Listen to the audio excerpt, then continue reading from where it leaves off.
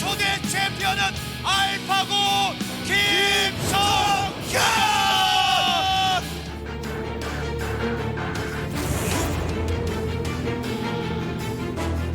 오늘의 정글링 러시 지게리 골! 지지! 간절하고 경기가 소중하기 때문에 계속 성장한다고 좀 생각을 하거든요. 그래서 스타의 역사는 아직도 써 내려가고 있다.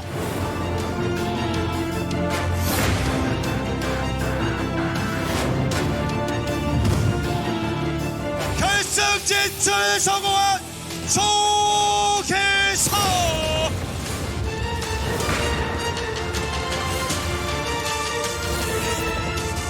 세계 최초로 결승 진출 확정 짓고 있는 철병 김민철 선수입니다.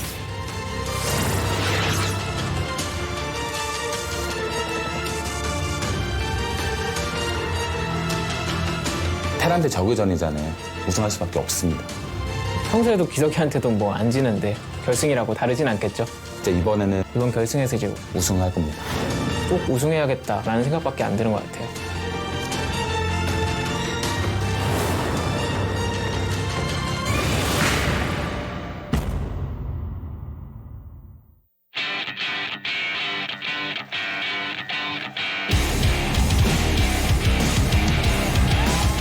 All right, we're finally here. It's the KSL Finals. Sharp versus Sulky. I'm Tasteless. Joined with me is Artosis. This is the last day of StarCraft for 2018, man. That's right, and what a great note to end it on. An epic matchup between two of the best in the world. And this is a sold-out crowd, a giant area that we're in. I mean, I don't even know how many seats are in here, but the crowd is already going wild, as everyone at home should be as well. Spread the word. KSL Season 2 Finals is upon us. That's right. And what an interesting finals we have here. Sharp, someone, I think when we started KSL, not a lot of people were ever expecting him to get to a finals compared to the lineup that we had coming in here. So many great players, like Rain, for instance, who's been so dominant for so long. And so many others. But he's here now. He's up against Sulky. Sulky, a StarCraft 2 champion, here to now become a StarCraft 1 champion, to be in the same league as Rain. Those are the only two players we've ever had who can dominate in both StarCraft 1 and StarCraft 2. So this is going to be huge if he can win it here. He's had a bumpy, I guess, last 2 years, you could say. Yeah. He's here to prove himself now. Indeed he is. And, I mean, it is not going to be easy for either player going into this. Both are in tip-top form, the best shape of their lives here in StarCraft 1. Of course, as you mentioned, Sharp, our Terran player. It's technically his second finals, but his first in the modern era where everyone is good again. This guy has been improving non-stop. He's been taking care of his mind, body, and soul, getting himself up to unheard of heights for Sharp. Yeah, people are saying nobody grinds harder than Sharp does right now. And you're right, he's been taking care of himself. He's been doing a lot of yoga, getting in the zone. This is his moment right here, right now. He's got a huge fan base that's been growing. A lot of people coming down here to support him. But this is going to be his biggest challenge yet. Well, you can see how excited he is as well. This guy wears his heart on his sleeve. He has been trying so hard. He hasn't been considered really one of the top-tier Terrans until just recently, and his play can back it up. His opponent, though, I mean, Sulky has been such a monster for so long. He seems to have the best grasp on Zerg out of any Zerg that is currently playing StarCraft 1 right now. He is the greatest macro Zerg. You want to learn how to play that race? This is actually the man that you watch. An absolute monster, a legend of StarCraft 2. And here he is, ready to finally win a championship in StarCraft 1, something he's waited many a year for. It's crazy because the stuff that Sulky is able to pull off, he makes it look easy, but it's so incredibly hard. His understanding is so deep. His control is so perfect. I think we might be going to Game 7 here tonight, Artosis. It is certainly a possibility. But, you know, if someone wins before those 7 games, it might be this Zerg right here. Sulky, a legend, again, of StarCraft 2. He had a reverse all-kill against Innovation to win GSL Code S for the first time. He was a monster in that game, returned to StarCraft 1 a couple years ago, and has looked as a top Zerg ever since, but the first time he's made it to a finals.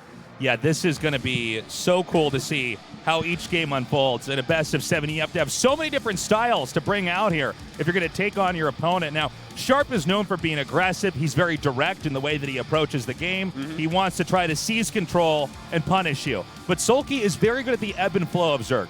And a lot of times he'll open up with some of the craziest builds to start things off and really throw a monkey wrench into the gears of the opponent's strategy. Well, it's funny because he does do that, and it normally doesn't work, but he never actually regrets it. This guy has a very firm mentality, I would say, but at the same time, sometimes he will fall apart in a match. Will he do that here tonight? I don't think so, man. He is a champion. He's been on these big stages before. He's shown he can do it before, and this should be, air quotes, a good match for Seolki. 눈빛이 예. 달라졌어요. 진짜 인간 승리를 본 것 같네요. 제가 진짜 이렇게 진출할 줄 몰랐는데 이렇게 오게 돼서 너무 이제 감격스럽고 기쁘고 말로 표현할 수 없어서 계속 눈물이 조금 글썽글썽 거리는 것 같아요. 괜히 철벽이 아니구나. 완벽체의 모습을 보여주고 있는 김민철 선수. 진짜 웬만해선 안 무너질 것 같습니다. 맞아.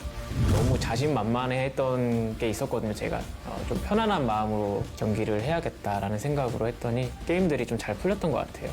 그 좋은 내색을 잘 못하더라고요, 제가. 근데 그게 좋아하는 표정이었어요.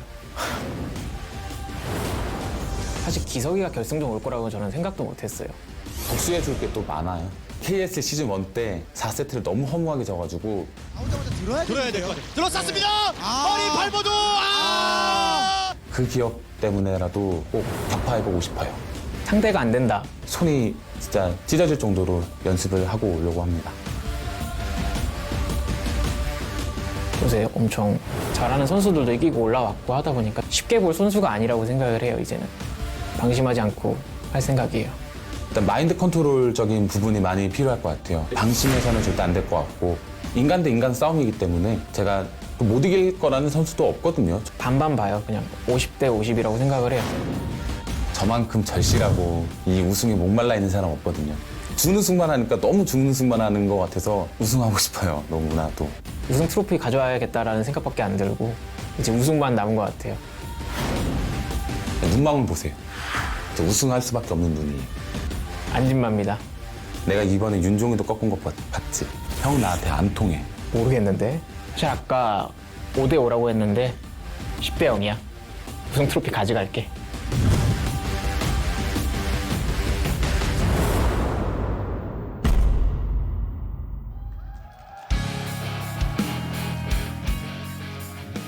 All right, we are so close to starting this match. We're going to have a quick interview with our two players, translated by G-Clef, and then we'll get this going.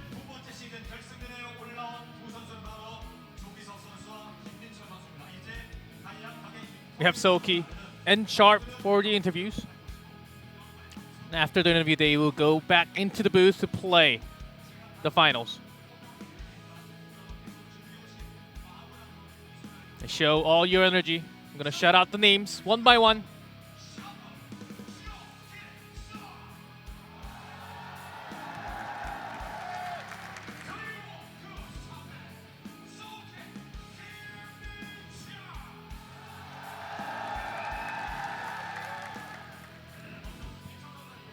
First of all, let's talk to Seolki.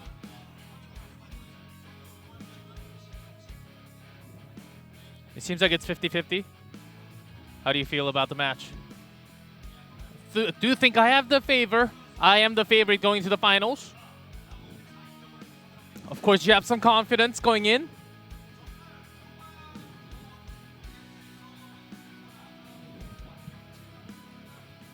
Paul said you're the steel wall, you're the iron wall. Your defense has been just superb.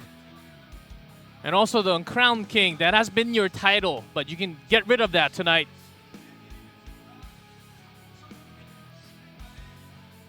It's been 3,290 days, and you're finally at the grand final match. Now you're on the stage. How does it feel to be up here? It's been way too long for me to come all the way.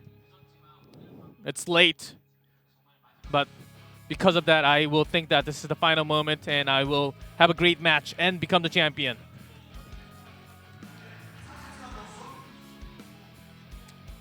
As your mother was saying,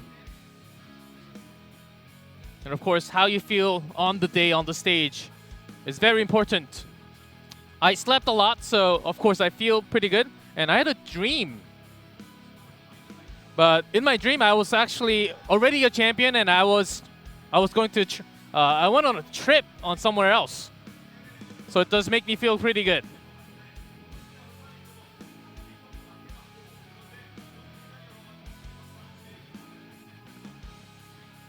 And with all Sharp right next to you, with all the supports, how do you feel about your opponent, Sharp? He's the one that I cannot take it easy. So I did prepare lots of studies and practice. And it's going to be a tough match for me.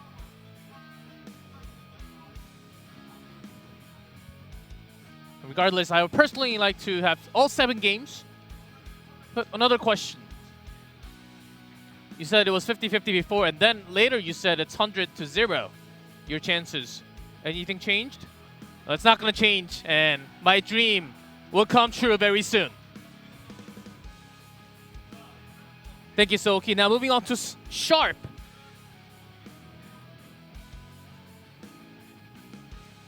And it's the first time for Seoki, but you've been to a couple of finals. And he's a really good player. And I prepared extra hard just in case. I know, Sharp, you're really desperate to take the trophy here.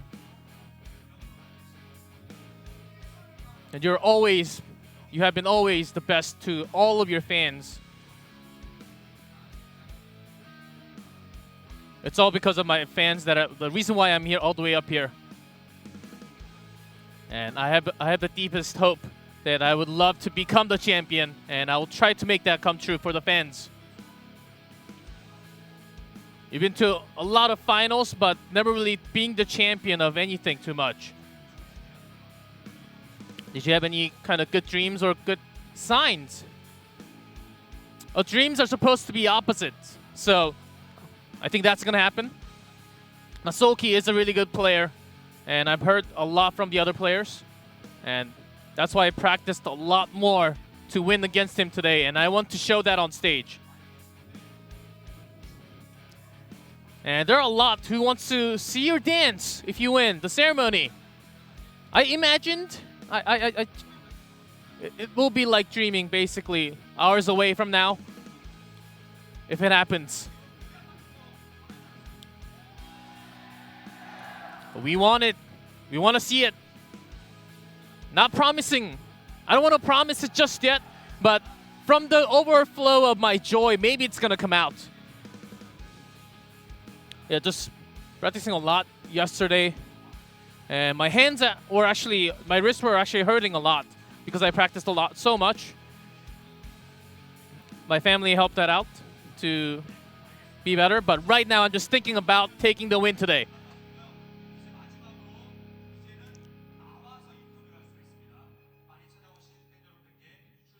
And once again, shout out to your fans, and going into the match very soon, final words.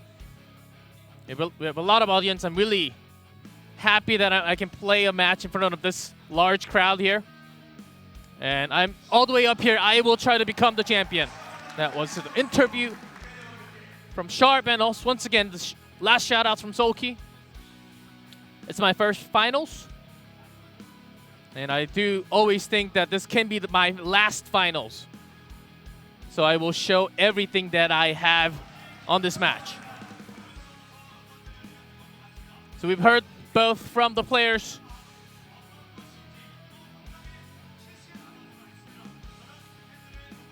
And we do have Shion trying to get more interview.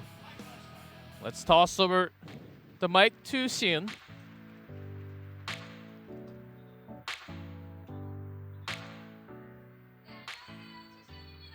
Hello, this is Shion.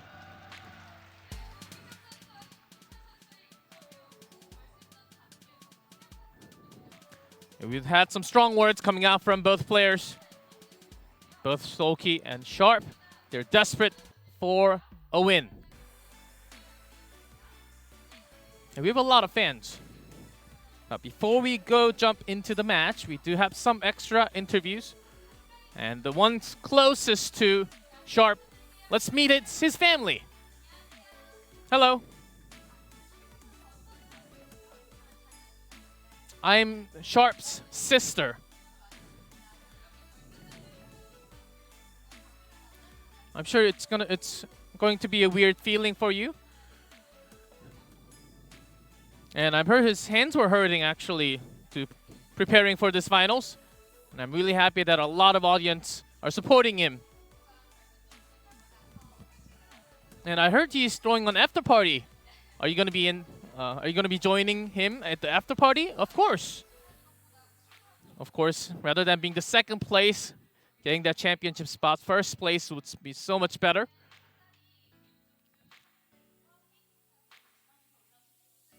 And I know there are some fans who rode all the KTX to come all the way up here.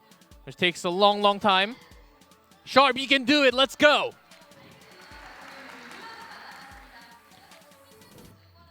Now, Sharp's sister. Let's move on to Seolki's family this time.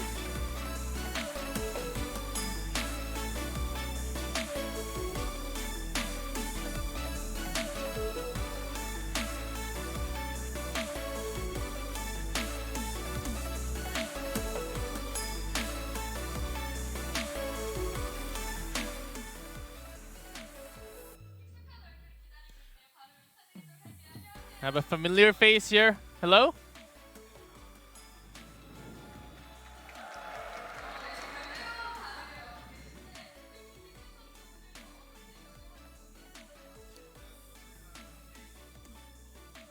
I used to be his colleague and a big brother for him all the time. And I'm here to watch it live because I love him so much. This is his first finals. And maybe he's a little nervous going into the match. Any shout-outs?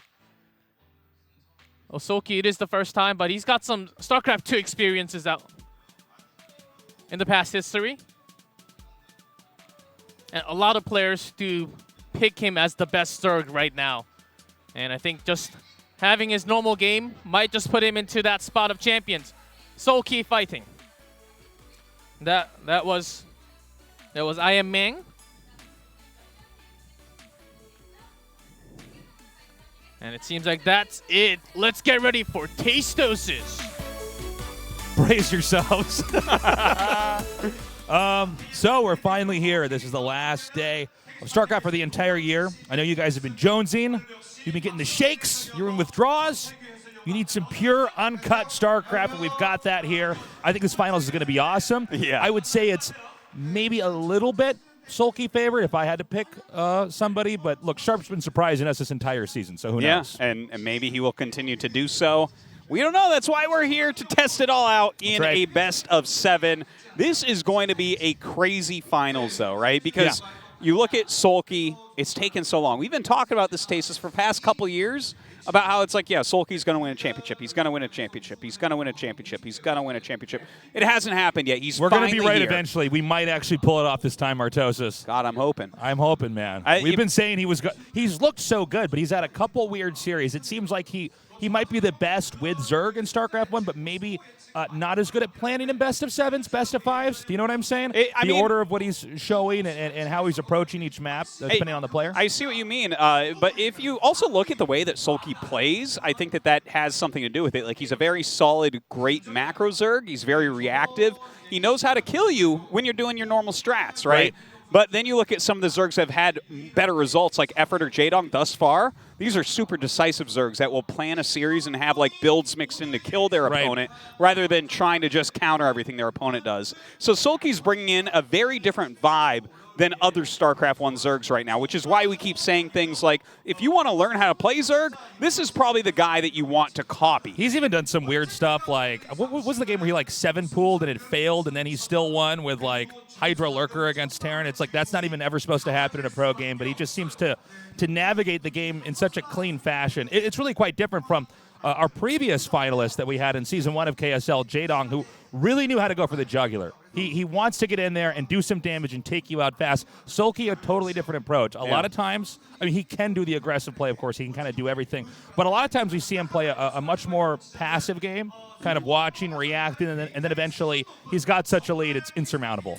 Yeah, and that lead can actually come up rather quickly in this matchup. Like, if you go back and look at some of Sulky's VODs of playing against a bio-based style, like, for instance, Sulky versus Light, we've seen them match up a lot of times. When he plays Light, who's basically one of the best bio players in the world, even he will just kill the Marine Medic Army and not let go of the game from there, right? It's weird because he makes it look so easy. But when you go over to Sharp, this is a guy very aggressive. He's clearly practiced pretty much every branch that you can see for the style that he's playing. I'm curious to see if we are going to see any all-ins here from Sulky, any kind of blind countering, because Sharp does play, for the most part, very straight up. You know, Sharp is willing to mix in some very crazy builds from time to time. You will mix in the aggression for sure, but he's mostly a bio player, an SK Terran, as they say. And I feel like that's where Sulky's strengths lies, in destroying that. By the way, I got to point this out. Once again, we have Heartbreak Ridge to start this off. What were the numbers of the odds of us having? We have a Heartbreak Ridge start every single match here for this KSL. And every time it was drawn randomly out of the 7 maps, that's the round of 16, the round of 8, the round of 4, and the finals. And the odds of that are 1 in 2,401. Thank you to all my nerds on Twitter for figuring this out for me. So that's 0.04% of the time that will occur. So this is kind of extraordinary just for any tournament, anywhere, for anything. We have literally drawn this map to start it off every time. That's pretty crazy. It's wild. I can't even believe that it occurred. So looking at this map, one thing you got to note is that there's a lot of abusive positions that both races can exploit here, especially at the natural expansion. There's a high ground area that you can get access to. You do start out on low ground, so there's certain types of rushes that can be a little bit dangerous if you're not totally ready for them. Proxies are an option here for Terran. Of course, when you do a one-on-one map, you kind of always have to have in the back of your head, is this guy going to just build stuff in the middle of the map and attack me, because it's so tempting. I mean, in a one-on-one map, you of course know your opponent's starting location. You can just go right in for an attack. It's hard to say exactly how they'll open, but obviously the first map really sets the pace overall for the series. Some things to note, this is a 2-hatchery map. You're going to see 2-hatchery play out of Sulky almost 100% of the time. Right. As far as Sharp goes, you know, I mean, does he try just his standard bio play? Or are we going to see him mix it up with 1-1-1? That seems to be the kryptonite to Sulky's Superman, but it's not something that Sharp shows very often. So the whole best of 7 is going to be a giant question mark in this area. I think you're absolutely right, Artosis. We're moments away from getting this started. Again, this is a best of 7. Different from Season 1 rules. In Season 2 of KSL, it is the loser that gets to pick the map. So a little bit less snowball potential as a far lot as less. then if you win and you're like, all right, now I got this map that I can win on, and this one and this one. So this should be a back and forth series. I do expect this to be a pretty long finals. I think it should be, indeed. You know, I guess a lot of it comes down to what strategies and styles that each player is going to pull out. Here we go, Tasis. We're just about ready. All right, guys. It's time to start game number 1. Sharp versus Sulky in the KSL Finals for the last official StarCraft match of 2018. Let's go.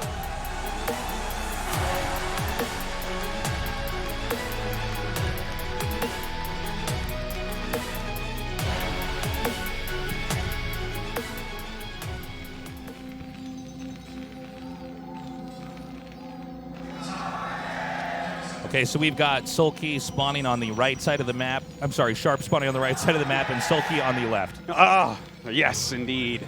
That was close. Like, Tasteless, Oh, do you no. even know what races they This cast play? is going horribly.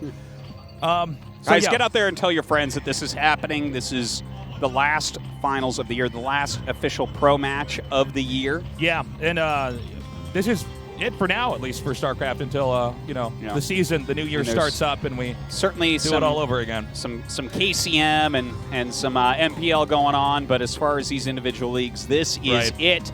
And whoever wins, man, I mean, it is a big moment. Does Sulky finally become a champion of both games like Rain? Does Sharp really mark himself as a top 3 Terran in the world? He's right there, right? But you got to win a championship at some point to really nail it home. So we have an SCV sent out on the map pretty early on here. And this would be able to get here before you were ever able to make a hatchery, assuming that you went hatch on 12, for instance. And he's going to put an eBay down here. Well, it looks like Sulky actually was already planning on a pool first Yeah, build. very interesting. Yeah, it looks like a 12 pool from Sulky, which generally this plays into a very, very fast layer.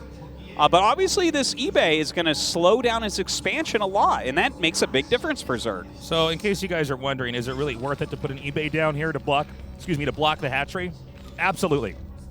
Takes so long to kill this with drone Zerlings. You can cancel it. It's slightly cheaper than a barracks, by the way, which is why you don't see people putting barracks down here. And I think this is a smart move here by Sharp to try to seize control of the game. This kind of goes into line with the success that we've seen here from Sharp in this season of KSL. He likes to get in there, and any way he can cripple you or slow you down, and then he tries to navigate the game into a lot of pushing or attacks that can usually bring him to the closer. And look at whoa, that. that's cool. Okay, I did not expect to have double barracks from this. Okay, this is cool. There's no question about that. The Dude. fact that he's going double barracks before command center. Oh my God! He needs to get this. Okay, he does not get the SCV in the main. By the way, that moving shot with the drone is incredibly hard to pull off. So right now we're looking at one hatch layer. Now this originally was one of the oldest cheese builds that was out there. No, it wasn't something you necessarily did when you saw eBay first, but there's something called one hatch lurker that occasionally it will catch a Terran off guard, but the idea is you get the lurkers there so absurdly fast, you can get in there and do a lot of damage. Now we see that there's an expansion coming behind this, but already these are just not normal builds that you see in this matchup. So we're in for an unorthodox TVZ here. Without any doubt, Sharp is the one dictating the pace of this game, and Sulky certainly is going to go Mutas with this as well. The 12 pool Mutalisk has been pretty popular as of late, just getting those Mutalisks out ASAP. Not to mention, I mean, when you look at the way this map is shaped, the fact that you're on low ground, you can't see the Mutas quite come in. It's very easy to abuse a Terran. Now, Terran is going for one base right now, which is interesting. Generally speaking, and this is true for pretty much every RTS game, most builds are engineered around the idea of I need to sneak out an expansion pretty quickly here to really get the pace of the game going. But for now, we just see Sharp sitting back and almost using a style that is like literally 19 years old in some ways. If you were to look at the initial placement of all the buildings and everything, the very, very early days of StarCraft, you'd have people going 2 barracks inside their base. Yeah, this is absolutely not a build that anyone uses currently, not a strategy anyone uses, but the thing is, when you look at what Sharp has done to get himself into this position, he has slowed down this hatchery enough. It's just about to finish, but this is a 1 base economy Zerg against a 1 base economy Terran. That favors Terran. Obviously, Zerg's economy is going to ramp up from here, but because he went for fast 2 barracks, he's going for Marine Medic right away, he can do things like force sunken colonies right now, which will keep Sulky on just a 1 base economy for even longer. Okay, so I want to expand on what you were just saying, Artosis. Some of you guys might be saying, well, so what? Why does that matter if he's making sunken colonies? You have to use 1 drone to make a creep colony to then turn into a sunken colony. So essentially, you're eliminating the Zerg's drones. The Zerg's already very low on workers to begin with here, right?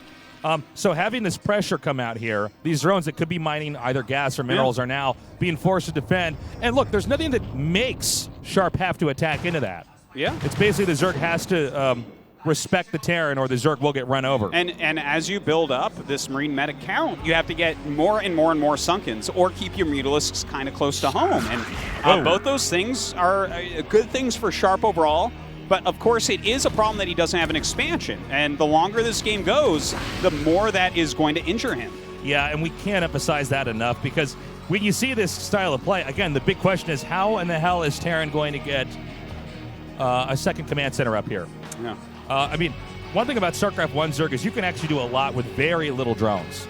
It is true. So even though the economy is pretty narrow here for Sulky, there's still a lot of flexibility as far as options go.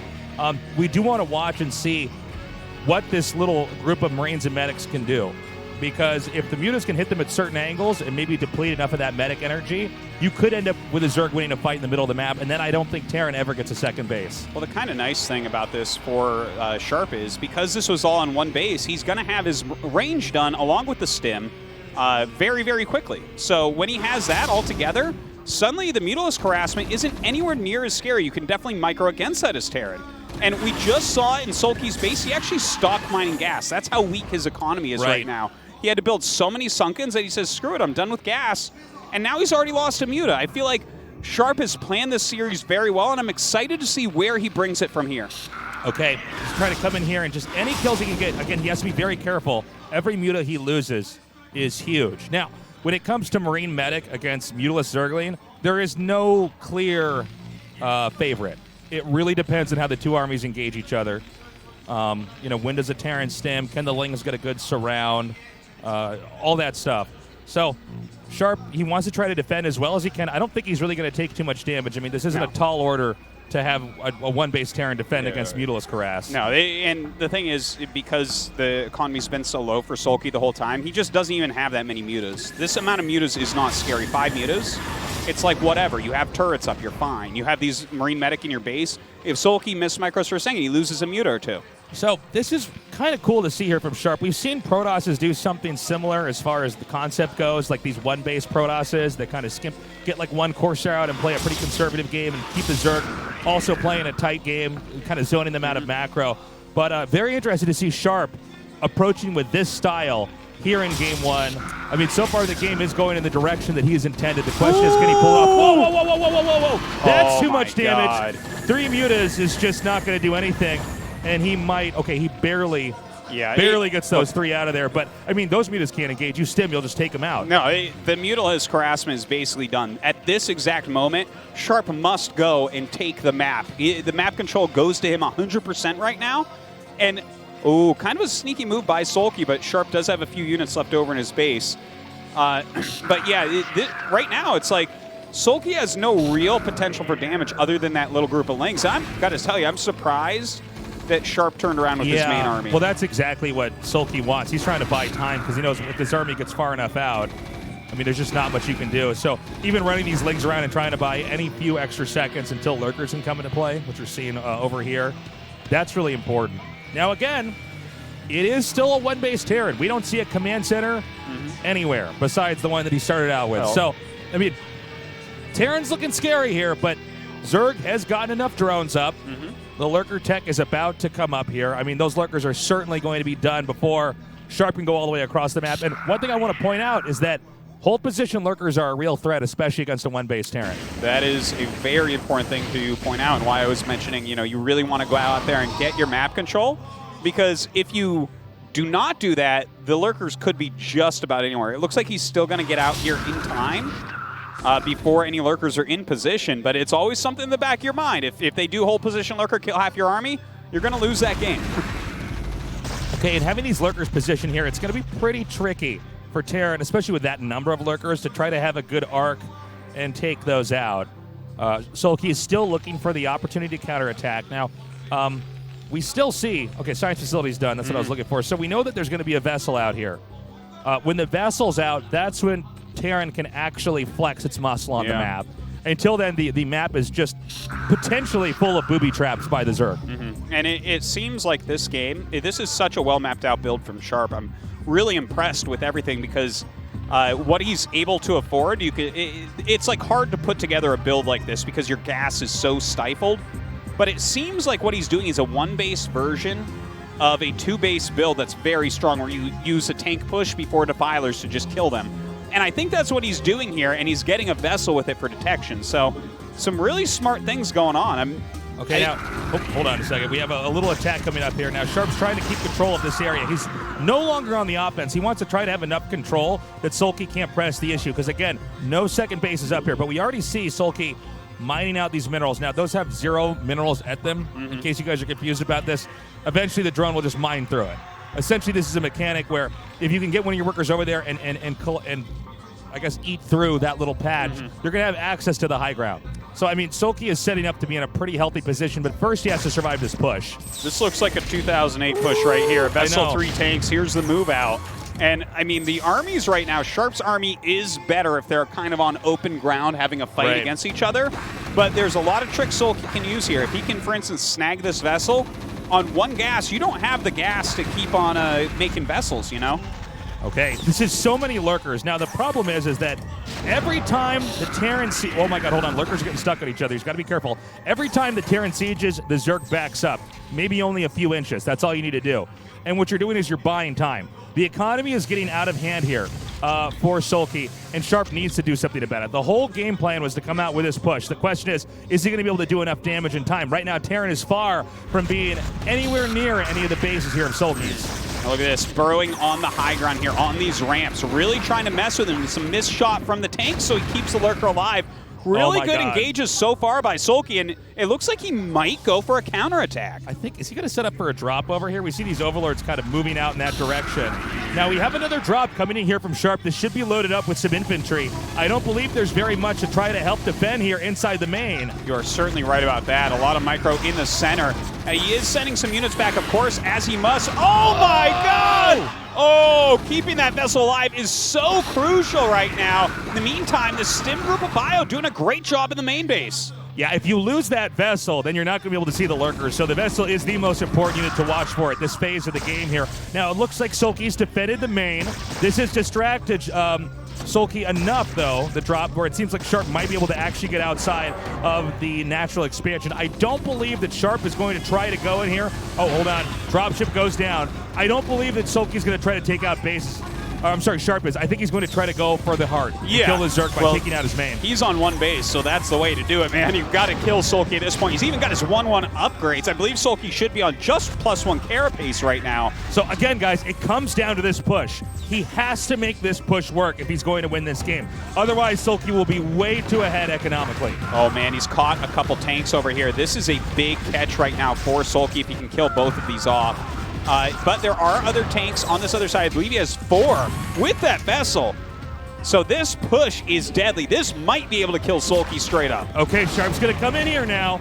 Again, Sulky in the business of trying to buy time, but right now these 1-1 upgraded Marines might just be too much. The tanks are too well positioned. Sulky decides to burrow again, but it looks like Sharp on hold position here. This is not looking good for Sulky. Sulky's looking for a giant flank, but so many of his units are bruised right now. That's making it very hard indeed. Look at these Lurkers go over here. He's going to lose a couple of them. He needs to crush the main army of Sharp. If he can still win this game. Oh, actually, taking out these tanks would be huge, but still, there's 3 total up there. The position of the tanks is just too good. But he's actually cutting off reinforcements, so what you see is what you get right now from Sharp. Yeah, that's a great job by Sulky. Something good for you to point out there, Tasteless. Sharp is taking an expansion finally, but he's got to get this push to do more damage than it's done. Oh, the burrowing's not fast enough. I think Sulky just bungled that attack. This might just be too much. I do believe you're right about that, Tasteless. The siege tanks plow through all these Lurkers. Beautiful placement and just patience here from Sharp, not trying to finish Sulky too quickly. And at this point, I think Sulky's just about had it. I mean, the planning here from Sharp is just too good. That's it. GG. Game 1 goes to Sharp. A beautiful set 1 victory here for Sharp. I did not expect the game to look like that. No, I did not either, but he dictated the pace of that game the entire time.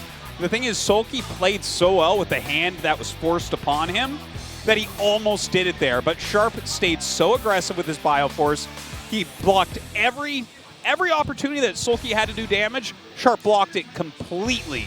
So this was just beautifully done. With that type of planning, he absolutely could become the champion tonight. You're absolutely right, Artosis. You know, I got to point out, Sulky kind of messed up there at the end, trying to get that surround. Of course, much easier said than done to get a surround like that. I think the tank positioning from Sharp was just too perfect. Yeah, you do not see that style of play almost ever at professional levels, but it was a very intelligent way to open up the game. He locked him out of that expansion. He kept the pressure on. Head, Sharp lost that vessel. We almost saw that occur. He might not have had enough scans to actually push forward and take out those Lurkers. All right, we are going to go to a quick commercial break, and when we come back, set number 2.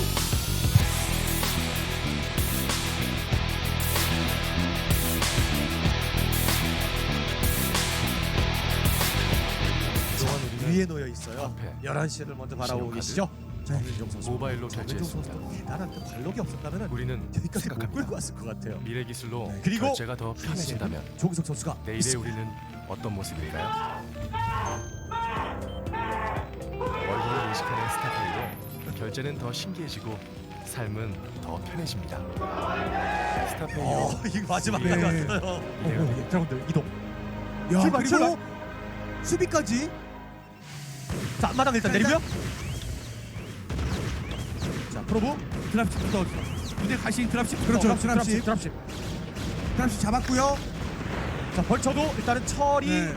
근데 조기석 선수도 이건 괜찮았던 게 예. 본인의 그 앞마당 쪽에 온전히 집중할 수 있었던 프로토스의 시선을 이걸로 뺏어주면서 타이밍을 벌었습니다. 네, 저기 예. 지금 6시에 뭔가 뻘거운 점이 하나 있는데 저기 몰래 멀티도 사실 가능한 자리거든요. 저기 예. 6시.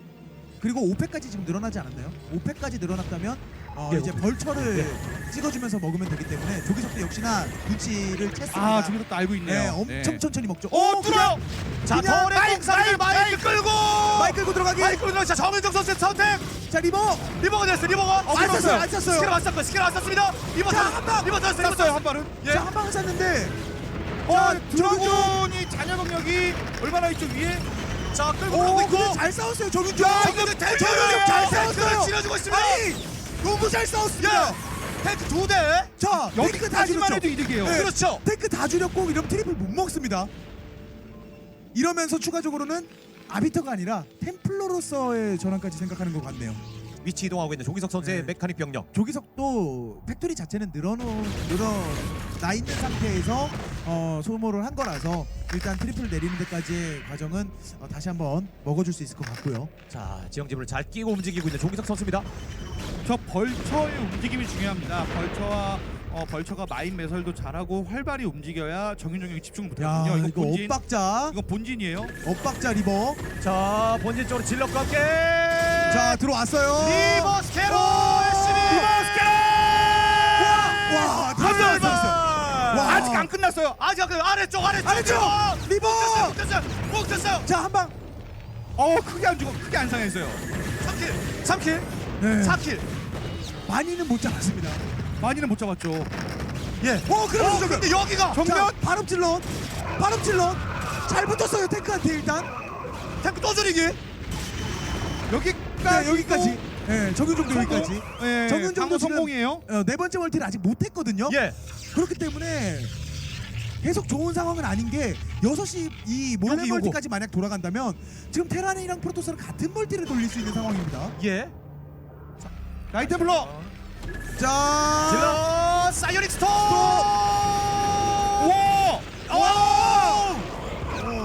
네. 열심히 많이 좀 상한 네, 것 생각보다 같은데요? 좀 피해를 줬고요. 예. 근데 문제는 몰래 멀티? 네, 결국은 SCB 잡으면서 이거 지금 테란이 가난해졌네. 유리하다 뭐 이게 아니에요? 이게 오히려 착각을 만들어줄 수도 있거든요. 이거 조합이 확실히 조기석이 좋아 보이거든요. 드라군 숫자가 지금 벌처 숫자가 엄청 많은데 이게 질럿 단순 비율이라. 질럿 드라군이에요. 하이템플러가 없는. 네. 자, 하이템플러 뒤에. 뒤에 옵니다만은 자 일단은 자, 벌쳐 정말 중요한 스톰이 한 번. 스톰이 한 번. 스톰 한 번. 자, 교전 선택 시즈 모드. 디펜시브까지 걸어줬고요. 예. 야, 이게 4하이템플러 셔틀 있을 거라면은 진짜 와. 좋은 싸움 했을 텐데. 예. 자, 조기석 잘 속였어요. 싸웠어요. 예. 네, 저기도 잘 싸웠죠. 여기는 견제하고 있습니다만 저기서 잘 싸웠습니다. 그리고 정윤정 선수는 선택을 해야 돼요. 이거를 잡아 먹을 것이냐 빈집을 그렇죠. 할 것이냐. 와, 근데 지금 벌처도 많고 마인이 돼 있는데 자, 이 싸움. 저 옵저버 없는데요. 자, 스톱. 부터 다시 뛰기 시작하고요. 자, 스톱 들어갔고요. 스톱. 위에서 병력이 내려오고 있는 자, 스톱. 정윤종 선수입니다. 근데 정윤종이 잘 싸웠어요. 예, 여기가 이거 여기가 나눠져가지고 너무. 예, 그렇죠. 네, 지금 이게 속도전인데 옵저버가 없어서 정윤정 선수 급하거든요. 속도전이라서 7시 깨지면서 7시 게이트가 없어가지고 7시와 7시 앞마당 9시. 그렇죠. 9시도 지금. 예. 9시. 예. 9시 타격하고 있습니다. 되는 거예요, 9시 저기서? 타격하고 자, 있어요. 이거 옵저버가 빨리 나와야 돼요. 옵저버가 빨리 나와서 제거해줘야 되고. 9시는 넥서스를 일단 불을 끄고 넥서스 일단 벌청에서도 위험합니다. 여기도. 있기는 한데 지금 프로우가 다 상하고 있어서 예. 9시도 9시도 깨졌어요. 넥서스 9시도 깨졌어요. 좋습니다. 마지막 한 방이라고 보시면 그렇죠. 돼요. 자, 불 꺼져 있는 아, 스타게이트. 거기서 마지막 한 병력이 방. 진짜 많기는 해요. 인구수가 200대 150입니다. 3위업에 200병력이라서 잘못 싸우면은 한데 사실 조기석은 세긴 엄청 세요 저거. 자, 이 싸움이 마지막 싸움이 될 것 같은데요. 자, 질러 됩니까? 자, 교전을 선택하고 있는 조기덕 선수와 정윤종 선수. 자, 이 싸움의 근데 승자가 03업이라서 이거 사이오닉 스톰.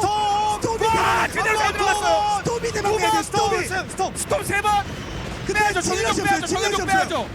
조기석이 잡을 것 같은데요. 이러면 병력이 없어요, 정윤종.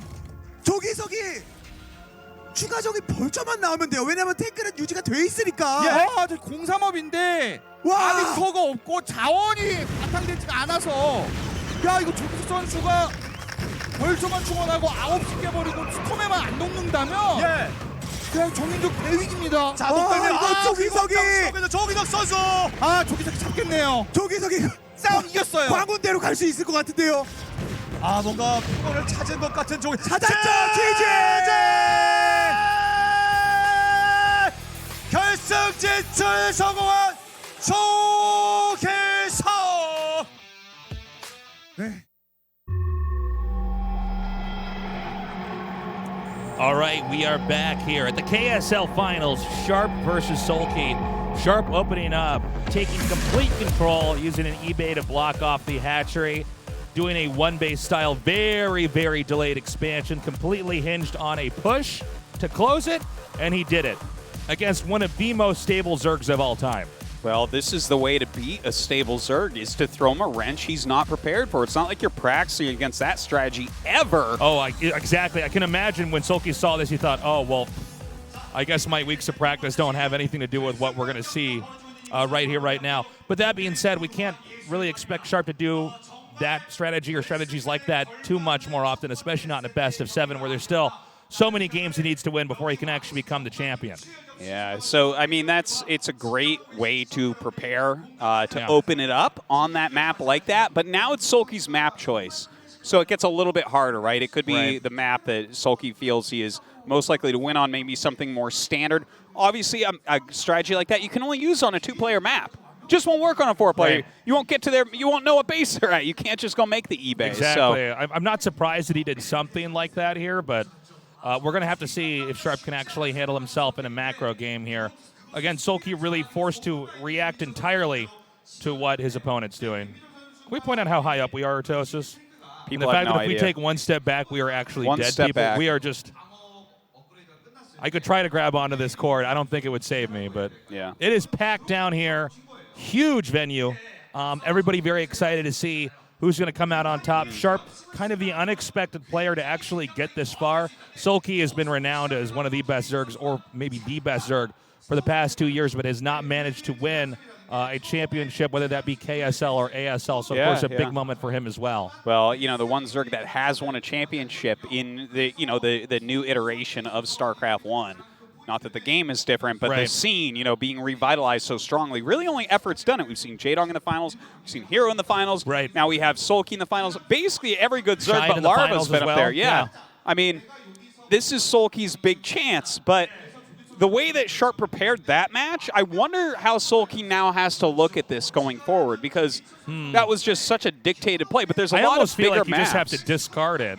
You I know? think so. I mean, I don't feel like that type of play is going to telegraph any of the moves that Sharp has down the road here in this series. He won't do anything like that again, I don't Which is think. actually why it was a really smart way to open up, considering the map we had and the fact that this is a best of 7 and StarCraft 1 that can take quite a while. I think it was an intelligent move by him because it still masks what else Sharp has in store. Sulky has not been able to get a feel for what Sharp is like in a more standard game yet.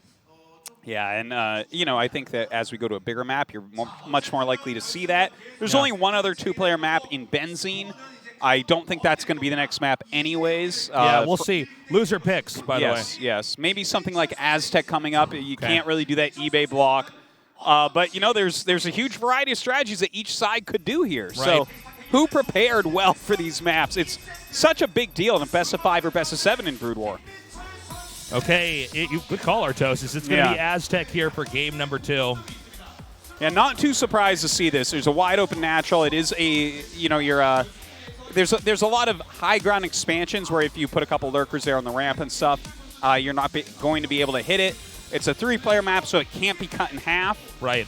You have the low ground main base and, again, the wide open natural. So you have to kind of build buildings and be careful about speedlings in that regard as well. So I think it's a good choice for Sulky. A lot of ramps where you can really try to abuse the lurkers and everything.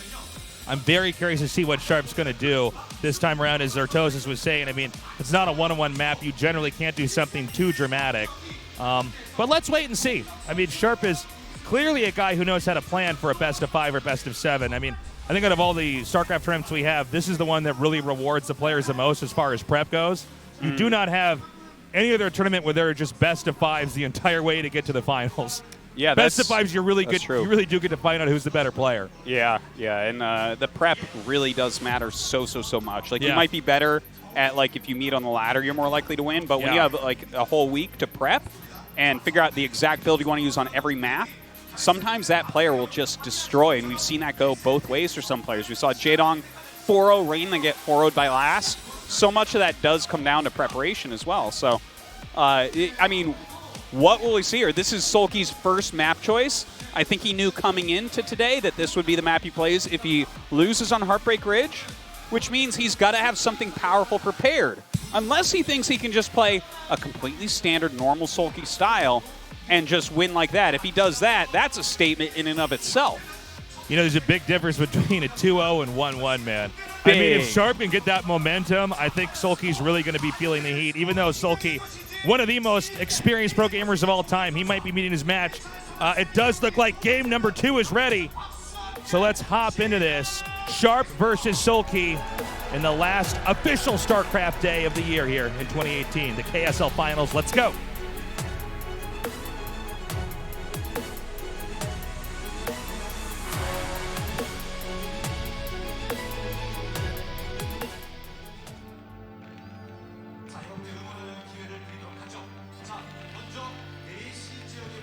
So we have a Sharp in the bottom right and Sulky over on that left-hand side. It is a 3-player map. Ooh, big cheer there in the audience. The audience is completely packed. It's like Yeah, every there's seat no is empty taken. seats here. Okay, we got another cheer on the other side, so support for both players here. There's so many people in these So seats cool right to have now. Remastered back here. And just see how much it's thriving in Korea. It is killing it out here. Absolutely. I And mean, it's so cool to just see that we still see new strategies and even a little bit of the old like we saw in game 1. That was like a very, very old approach that was being used in a modern game.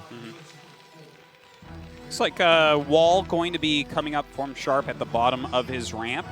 This could point towards a 1-1-1 for sure. Yeah.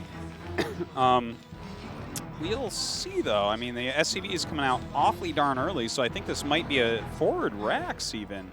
Like a forward 11 Rax, which you don't see too often. Yeah, well, we were actually kind of talking about how that wouldn't be something you would expect on this map.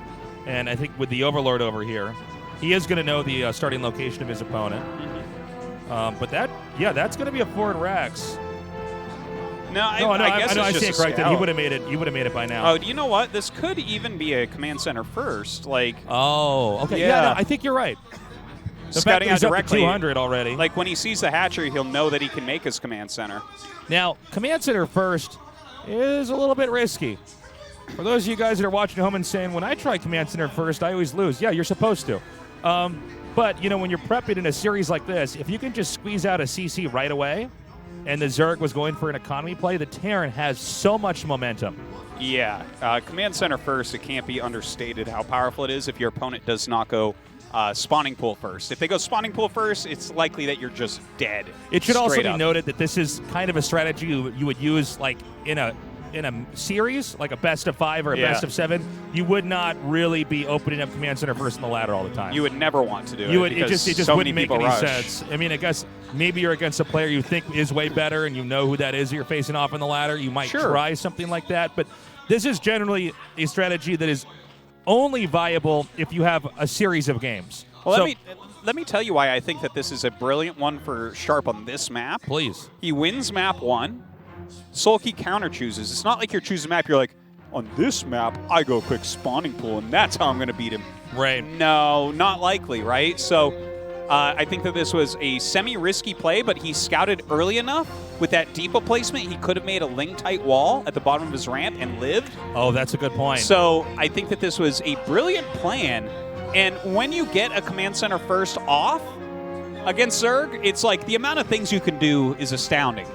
It's like you can go for +1 quickly, as well as 2 barracks, as well as academy, which means you're kind of getting all the upgrades at once. You're getting a ton of bio out, and you're gonna be in a nice spot. So, you couldn't have said it better, Artos. I mean, this is a pretty huge play here by Sharp. Again, he's gotten this far because he knows how to prep in a long series. He knows what his opponent likes to do, and he's very good at playing around that. Now, we have some Lings headed over here towards the bottom right. We're going to have to see what Sharp has when these Lings get down here, where he's positioned. Marines are quite brittle against Zerglings unless they're positioned well. And then if you have enough of them and they're wedged in these odd spots where the Lings can't get surrounded, then you know you're safe. But this is Lings with speed. You can see the bunker set up there. The Academy makes for a clean block, and there's an SCV at the bottom of the bunker as well. So really there's no way that you can do any damage. From here, Sulky is going to try to bring this game into two-hatch Mutalisk. Yeah, and this is what we should expect to see in most of the games. This is really kind of the current meta of ZBT overall. People are loving two-hatch Mutalisk currently. You get so much pressure on right away. And there's so many ways you can bring that as Zerg, whether it's Econ, all-in. There's all sorts of strategies in both directions. Now, Sulky looks like he is sending out a drone for a very quick third base. This could point towards like a non-stop Mutalisk play. Yeah. But against the command center first, I don't know that that is going to be the most successful way to do it, right? Like, I mean, he should have his build planned out in such a way that his turrets are up in time, his economy is going to be on fire. He can go up to 5 racks if he wants and try to pressure out. So we're just going to have to wait and see how Sulky wants to go about this. Does he go into lurkers right away, or does he stay on those mutas? So one thing we really need to watch for is how much can Sulky utilize that third base. Zergs basically can't go 2 base for very long against a 2 base Terran. Zerg is always operated in a way where they basically have to be at least 1 base ahead. Yeah. They can maybe stay head-to-head, and this is also true in StarCraft 2. This is just a general theme in StarCraft. Zerg need to be up a base. So, you know, the question is there any way for Sharp to come out and punish that third? Zerg need 3 gases. You need 4 if you're going to go into late game as well. Otherwise, you're skimping somewhere. 4 is where you can get Ultralisks and, I think, comfortably get Lurkers and Defilers out. If you're on 3 bases, which you will rush to a Defiler on 3 bases, but every gas unit's pretty precious. You don't want to lose anything, or the game can fall apart very quickly. 3 gas, you can kind of stabilize against anything Terran is doing at that point. 4 gas is where you're right, Tasis. You can get on the offensive. So that is definitely going to be a big part of this story, but you were asking, can he get out there and actually pressure that third base? That's the big question. And you've got to figure that out as Sulky here, playing against Command Center first. Do you need lurkers, or do you need to stay on Mutaling? Right. That's the big question here. Now, again, Sharp got this fast command center up. So, I mean, the momentum that he has with these 3 barracks constantly producing, it's kind of scarier for Sulky. Sulky hasn't really done any damage. Now, you don't have to try to kill the Terran with the mutas. A lot of times, the theme here, the concept that the Zerg is utilizing is the fact that if Terran leaves his base, these mutas fly in and do a lot of damage. And look at this, coming in with these mutas. He's trying, even with a few Lings, to get some damage done to these turrets. You saw there was already 3 turrets up with the 4th on the way. This is what you have to do. If your opponent is non-stop making mutas, for a while at least, you need to non-stop make turrets, because they will rip you apart at this level. So this is a really good move here by Sulky. The fact that he's abusing this area where the Terran can't quite see over unless they were to scan or float a structure there. But Sharp's actually going to move out. He's beginning to get some footing out here. Now, he wants to try to engage the mutas. There's a little dance both sides are doing. Oh, that was sick. Okay, you do want to try to target down the Mutalisks. If you A-click past the mutas, every Marine hits a different Mutalisk and nothing dies. So targeting is essential. And look at this. He is trying to abuse this so hard. It's hard for Marines to get in there and actually defend. You really do need to rely on Mutalisks. This was turrets more. This was a serious gutsy play here. He's going to try to dive through the main. The problem is you can end up getting trapped here. I don't know how many turrets are actually on the edge here of the mineral patches. In fact, it looks like you should be able to get out. He's got to be careful. All these mutas are incredibly low on hit points. And it seems right now like Sulky is just going to stay on pure muta for the time being. And if you're doing that, you have to make moves like that. See these scans? Sharp is looking for different tech. He's looking for a Hydra pop down. He's looking for a Hydralisk in. He's looking even for an Evolution Chamber, a Queen's Nest. Anything will tell him, and nothing will tell him as well what's going on. So for the time being, I mean, it's very clear that Sulky is committed to trying to topple the Terran here with a ton of air units. And you can see as these mutas come in here, I can't emphasize, by the way, guys, enough, that it is so hard for Terran to deal with this as these mutas are hitting at these different angles. They already have +1 attack, so they're doing a lot more damage. Just moving control groups of Marines and medics around is hell here. And at this point in time, the turret line is thinned out so much. You can see there's just not that much that Terran can do to stop this. Look, he just scanned there to try to get the mutas as they were coming in, but Sulky pulls away really well also. He does have a Hydralisk Den at his third base, so his +1 is finished, and I think as Sharp here, you're looking at this and saying, I'm not 100% sure, is he staying on mutas? It kind of looks like it right now, but he's actually not. So if he lives long enough right now to get lurkers up at every base, suddenly Sharp has to go to a much longer game. Dropships or vessels to break through there. Okay, Terran's trying to come out. Some nice targeting so far here by Sharp. He's actually eliminating each of those Mutalisks. You got to be careful, though, as you're Terran moving out here on the map, because if you lose that army that you've been building up this entire time, map control goes completely to Sulky. Yeah, you got to keep your bio alive, and the best places for mutas to fight them are on things like these ramps, over bridges, through tight choke points.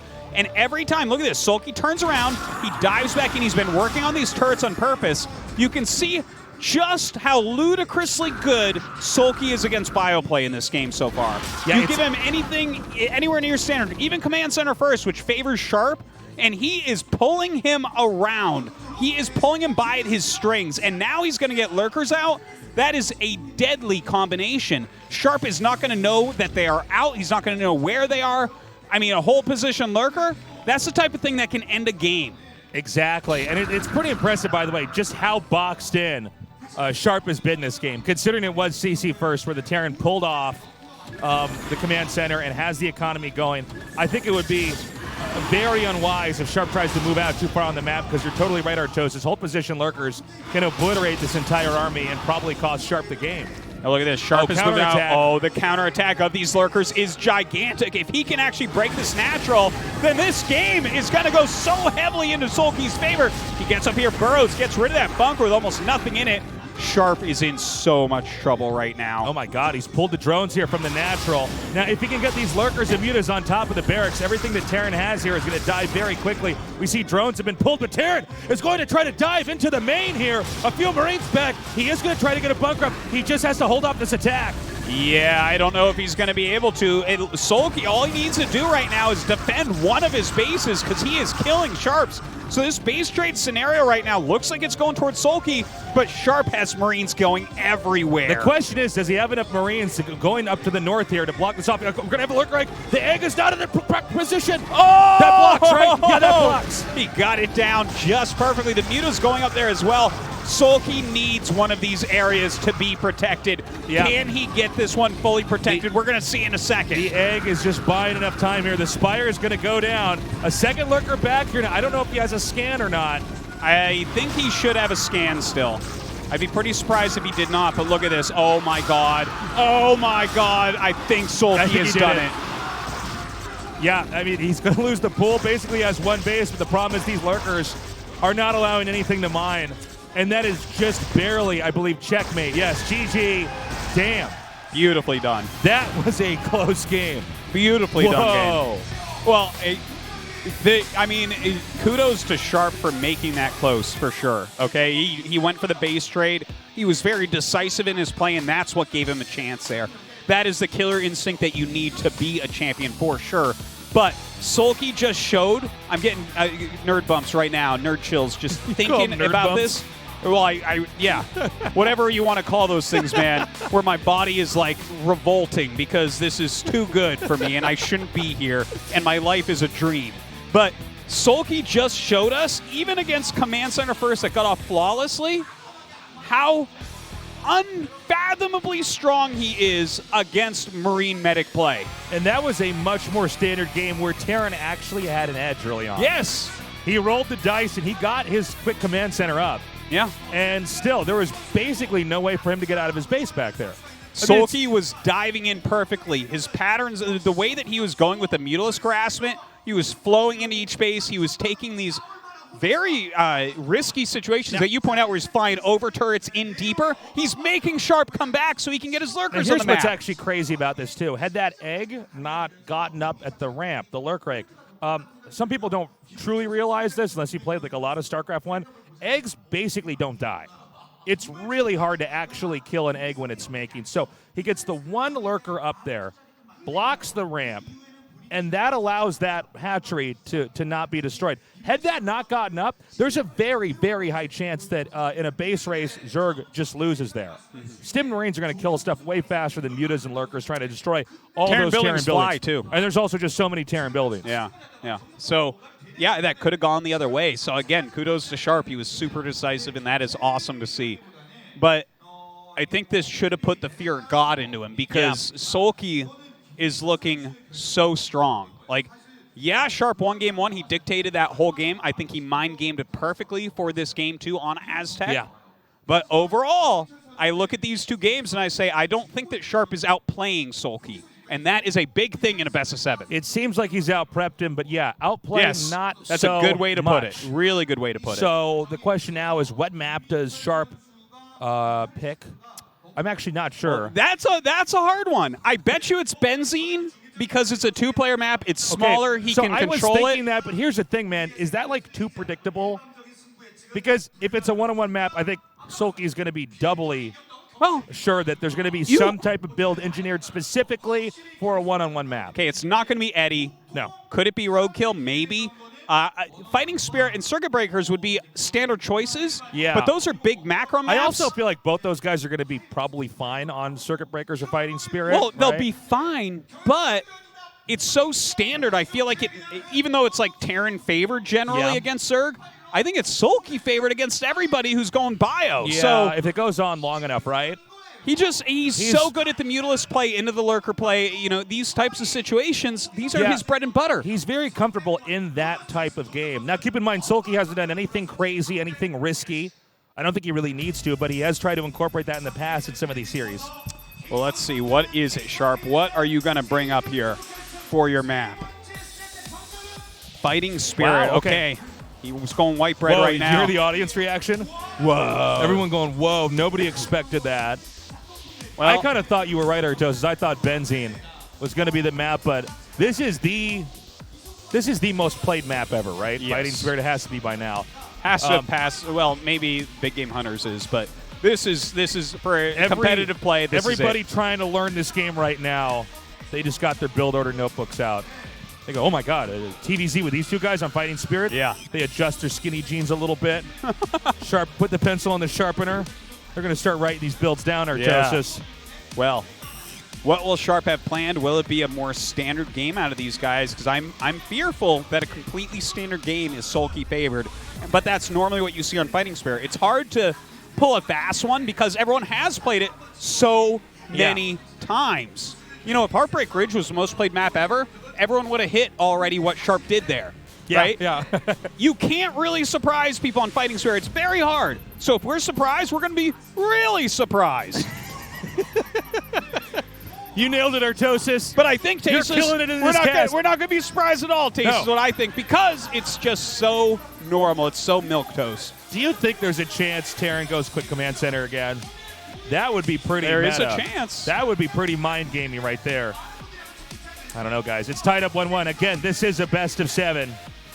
Sharp, he was always in the shadows, always in the background compared to other great StarCraft players, especially with Terran. I feel for every great Brood War Terran ever because Flash has overshadowed every gamer for all time. Yes. Sulky, someone who was killing it in StarCraft 2, GSL champion, now here to become a KSL champion in StarCraft 1.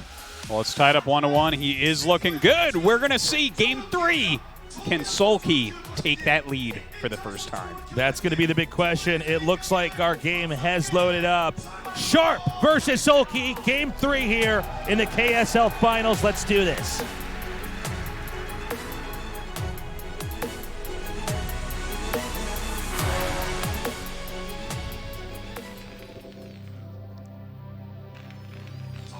So we have Sharp in the bottom left. And to his north, Sulky. Oh, wait for it. Here we go. Is the audience mic'd here? I have assume no they are. idea. I don't know if you guys are hearing They're this. pretty loud, though. But it is. Okay, here. Let's wait for it. All right, hoping you guys can hear that at home. Big cheers for both sides. A divided crowd. Well, I tell you what, Tasteless, when I see a crowd this big gathering to watch these two Titans play against each other in StarCraft 1, it gives me hope for humanity. which Yeah. I oftentimes lose watching other esports games. It is pretty Air crazy, quotes, man. esports games. This is a pretty incredible thing, man. I mean, we're getting into year 21 of StarCraft, and it is so hot in Korea. I mean, people are watching a lot of StarCraft Remastered. We have we're probably gonna have to get a bigger venue here for the next season. I mean, Yeah. this sold out so quickly. I think it sold out like 5 days ago or something. Yeah, Like, yeah. it was quick as can be. And what a crazy finals, too. I just didn't think we would necessarily have these two guys, especially Sharp. That's the really exciting part of He this. is the big upset to get here, to be honest. Sulky, I kind of expected, okay, eventually we're going to see him here. I mean, everybody Yeah. who is like diehard Brood War that I know kept saying, yeah, I mean, Sulky seems like he's the best when he's actually Look, playing his best. If you put me into a coma, Tasteless, Yeah. right, so that you can send me to Alpha Centauri on a spaceship to colonize that planet, and when Okay. I wake up, you show me like results of finals and Sulky's in them, I'm like, yeah, no, Yeah. that's fine. Sharp for this season, and though? Sulky's 8th clone is still winning everything, you know? Even against Robo Sharp with his completely I love anatomic body. it. I love that he's actually technically still alive, but Sulky's just well, clones. his brain's sitting inside of a vat, okay, and he's got 8 arms, and he looks Yeah. like a, you know. He's got a red eye like the Terminator. Exactly, yeah. That's awesome. And Sulky's been cloned so many times. There's just Sulky clones running around. But yeah, I mean, Sharp, his road here was a lot bumpier. Sulky, you're just kind of always expecting to get this far. And Sharp, it's like, yeah, he 3-0'd Mind, but all 3 of those games, Mind was winning at one point. Yeah, they were close games then despite the results being 3-0. He 4-3'd Rain. I don't think anyone expected that, including Sharp. It was a great result. And I think if you play it again, I actually think Rain wins it.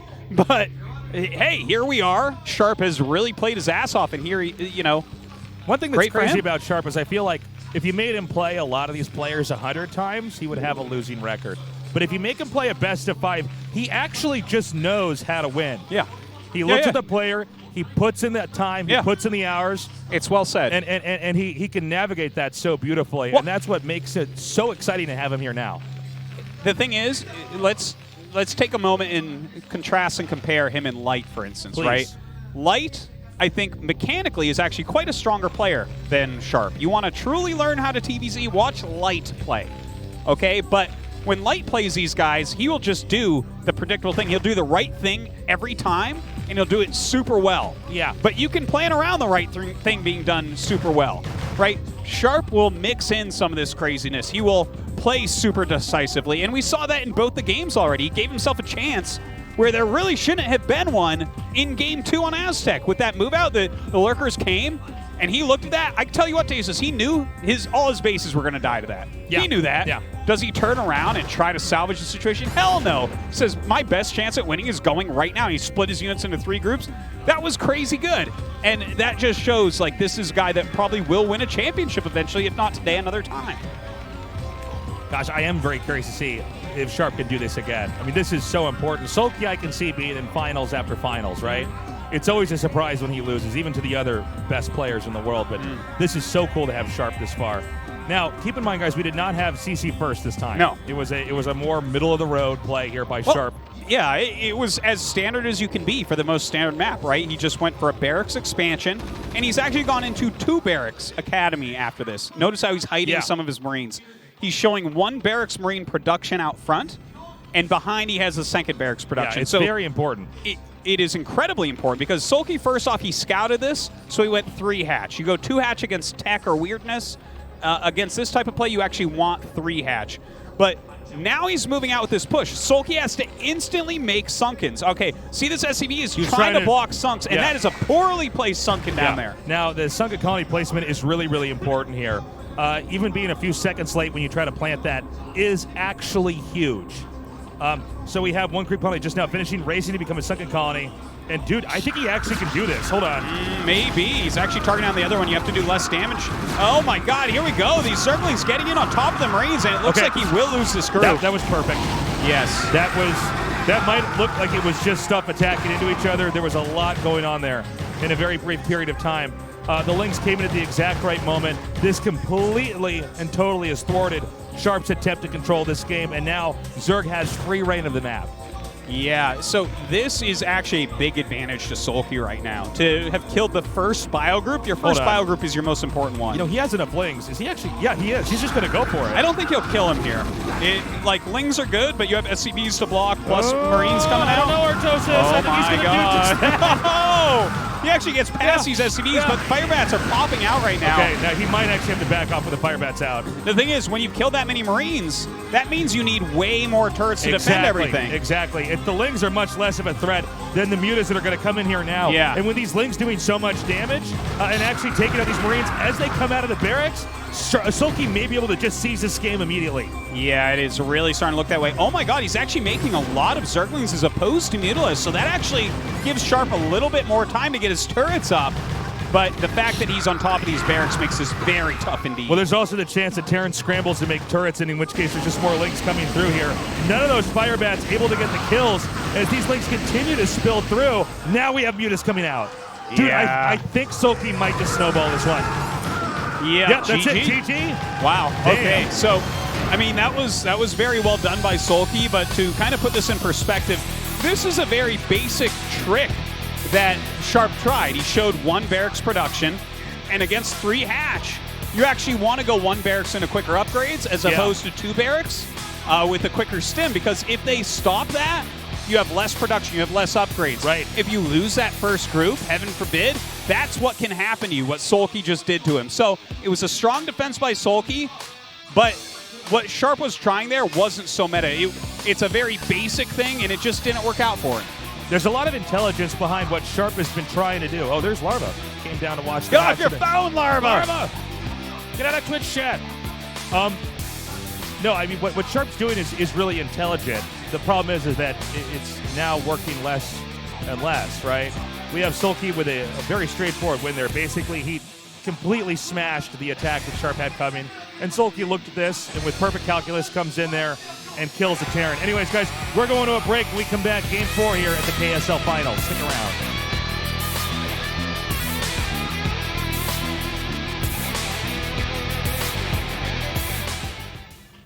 자, 만약에 이 경기를 지금 보시는 김민철 선수가 잡아내면은 특별전이라고 볼 수 있는 지난해 특별전 말고 이벤트전 말고 개인 최초로 스타크래프트 리마스터 스타크래프트 1에서 결승전에 진출하는 김민철 선수가 됩니다. 마린을 몰래 모아서 모으고. 한 6마린, 7마린 모아뛰기 뭐 이런 식의 플레이가 종종 나오는 BSB입니다. 자, 그리고 해철이 펼 준비하고 있는 김민철 선수의 드론. 자, 해철이 펴니다. 그리고 SCB가 11시로 옮겨가고 있었고요. 근데 BSB 저런 식의 심리전은 실제로도 그 예전에 그 전략가인 임요한 선수가 종종 보여줬었어요. 이런 식으로 입구를 막고 심리전을 걸고 실질적으로는 밖에다 지금 배럭에서 마린을 모으면서 모으고 있어요. 네. 한방 저그의 이제 허점을 찌르는 거죠. 자, 심리전을 또 걸고 와. 김성현 선수가 오늘 완전히 심리전 종합 선물 세트를 들고 나왔네요. 자, 일단 저글링 나왔고요. 레어테크. 이게 어느 정도는 또 가능성이 있는 게 예. 그 12풀 이제 530 빌드 자체가 저 4저글링 이후에는 아무래도 이제 레어도 눌러야 되고 자원적으로 드론도 조금씩 보충해야 되기 때문에 근데 이렇게 빨리 걸리면 너무 빨리 걸리는데요, 빨리 걸리면 바로 성큰 지어질 수 있거든요. 네, 이러면 너무 네. 빨리 걸려서 근데 아직까지는 그래도 해처리가 좀 해처리가, 늦어서 성큰은 못 지어요. 저글링과 이제 드론만 잘 많이 나온다면은 그렇죠. 네, 근데 이게 일단 변수는 BSB라는 거. 네. 그리고 변수는 오버 BSB입니다. 찍을 그 드론을 찍을 수 있는 미네랄이 시야가 있나요 혹시 지금? 아니, 7시 쪽에 있나요? 7시 쪽? 있죠. 일단 예, 있어요. 예, 찍을 예, 건 예, 있습니다. 자, 벙커 건설하지 못했고요. 그리고 그냥 뒤쪽으로. 자, 드론 머리나 커트. 이거 네, 이것도 벙커 완성돼야 돼요. 깨야 예. 됩니다. 이거 차라리 성큰 짓는 게 그렇죠. 나아요, 성큰 이러면. 짓겠죠. 지금 그 뭐 김민철 선수 입장에서는 BSB를 몰라서 이럴 수도 있는데 아니 캐치를 한다고 바로 성큰이에요, 이거는. 자, 성큰이 아직 안 지어지고 있습니다. 일단은 크리콜러님. 아, 이것도 저글링 추가적으로 계속해서 네. 생산은 막힐 것 같은 분위기거든요. 분위기는. 그리고 엇갈립니다. 이거 돌출. 자, 이거 돌출돼 있고. 돌출. 자 일단 빼내요. 예. 아, 이것도 저거, 막히겠네요. 저거. 성큰 네. 완성되면 막힙니다. 그리고 막히면요. 결국 해처리가 안 깨지는 상태로 막히면 레어 완성됐잖아요. 지금 당장 스파이어를 짓지 않아도 드론 조금 더 보충하고 스파이어 지어주면 테크 차이가 워낙 많이 나서 아 이건 자, 막혀요. 일단은 자, 성큰 완성. 이건 막힙니다. 저글링 바로 또 저글링 달라붙고 네. 입혀 속도. 와, 김민철. 벙커 깨지고요. 와, 이거- 노출됩니다. 와 진짜 잘 막네요 김민철 선수. 막혔습니다. 완벽히 막았다고 봐도 됩니다. 와, 이거 결승 진출까지. 그리고 만약에 라바에서 네. 예, 추가적으로 드론까지 나왔다면은 진짜 퍼펙트예요. 아까 드론 3개가 변태되는 거를 보긴 했는데 아 드론 나왔네요. 아 진짜 퍼펙트하게 막았습니다. 뭔가 되고 있죠. 그러니까 계산이 다 떨어진 거예요. 상대의 많은 숫자를 보니까 BSB네. 그리고 성큰을 짓고 있으니까 성큰과 이 정도 숫자의 저글링이면은 충분히 벙커 깰 수 있어. 그래서 추가적인 이제 유닛을 저글링이 아닌 네. 드론까지 생산을 네. 해내면서 완벽하게 수비에 성공했습니다. 아니, 예. 이렇게 돼버리면은 김성현 선수는 어쩔 수 없이 변길 수 없이 불꽃 하나밖에 없어요. 네. 마지막 불꽃 한 방밖에 안 남았는데 이미 레어가 완성되어 있고 해처리도 안 깨진 상태에서 막았기 때문에 저 불꽃이 나오기 전에 불꽃이 완성이 되기 전에 비탈리스크가 떠서 괴롭힐 것 같거든요. 불이 붙기 전에. 자 정말 수비 당황이라는 게 없어요.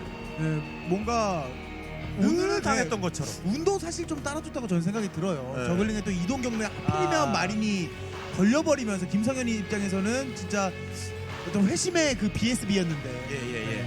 근데 이게 BSB 이후에 불꽃러시라서 사실 이게 불꽃러시기보다는 좀 촛불에 가깝습니다. 그 정도로 김성현 선수가 많이 안 좋아요. 예. 원래 불꽃러시 하면 3배럭에서 뮤탈리스크나 럴코가 나오기 전에 성큰밭을 진짜 뚫는 게 불꽃러시인데 지금의 마린메딕 출발하기도 전에 출발해도 뮤탈이 뜨기 때문에 김민철 선수가 진짜 컨트롤 미스만 없다면은 이거 충분히 막을 수 있죠. 그렇죠. 자 커맨드 센터도 없고 테크도 그렇고 그리고 에디 자체가 러시 거리가 멀어요. 예. 그래서 저 저글링이 지금 보더라도 성큰을 지어도 되고 이미 뮤탈이 나오기 때문에 성큰을 또 안 짓는 모습인 것 같기도 하거든요. 자, 김민철은 뮤탈리스크 등장. 단순해졌어요. 막으면 이깁니다. 근데 막는 과정에서 막 드론 다 죽고 막 성큰 다 부서지고 뮤탈 다 죽고 이렇게 막으면 모를까? 김민철 선수가 네. 당할까요 그렇게? 와, 이거는 여유죠. 뭐예요? 2시에 해처리를 처리? 2시에다가? 네, 그냥 온리 뮤탈리스크로 끝내도 되겠구나. 와. 그래서 소심한 마페 같은 느낌이 네. 드는. 지금 김민철 선수 속으로 이겼다 싶을 그렇죠. 거예요. 네, 그리고 알죠. 지금 또 사업이 안 되는 걸로 봐서 아. 김민철 선수 입장에서는 이렇게 뮤탈 컨트롤로 이득을 하나씩. 또 볼 수 있고요. 하나씩 지금 보기 즐기고 있는 것 같은데요. 네. 아마 네. 속으로 알고 있을 겁니다. 이건 네. 내가 결승 가겠다. 김민철 선수는 지금 할 수 있는 게 너무 많아요. 저런 식으로 해처리를 전진해서 지어서 온리 뮤탈리스크를 해도 되고요. 고가 빼먹고. 자, 잡아먹죠. 지우러 가는 것 같은데요. 아, 김민철 선수. 김민철이 결승 가네요. 김민철 선수 야. 결승 진출을 눈앞에 두고 있습니다. 그것도 메딕. GG! 결승 진출 생애 최초로 결승 진출 확정 짓고 있는 철벽 김민철 선수입니다. Take a seat. The break. Stand up. The break is over. All right?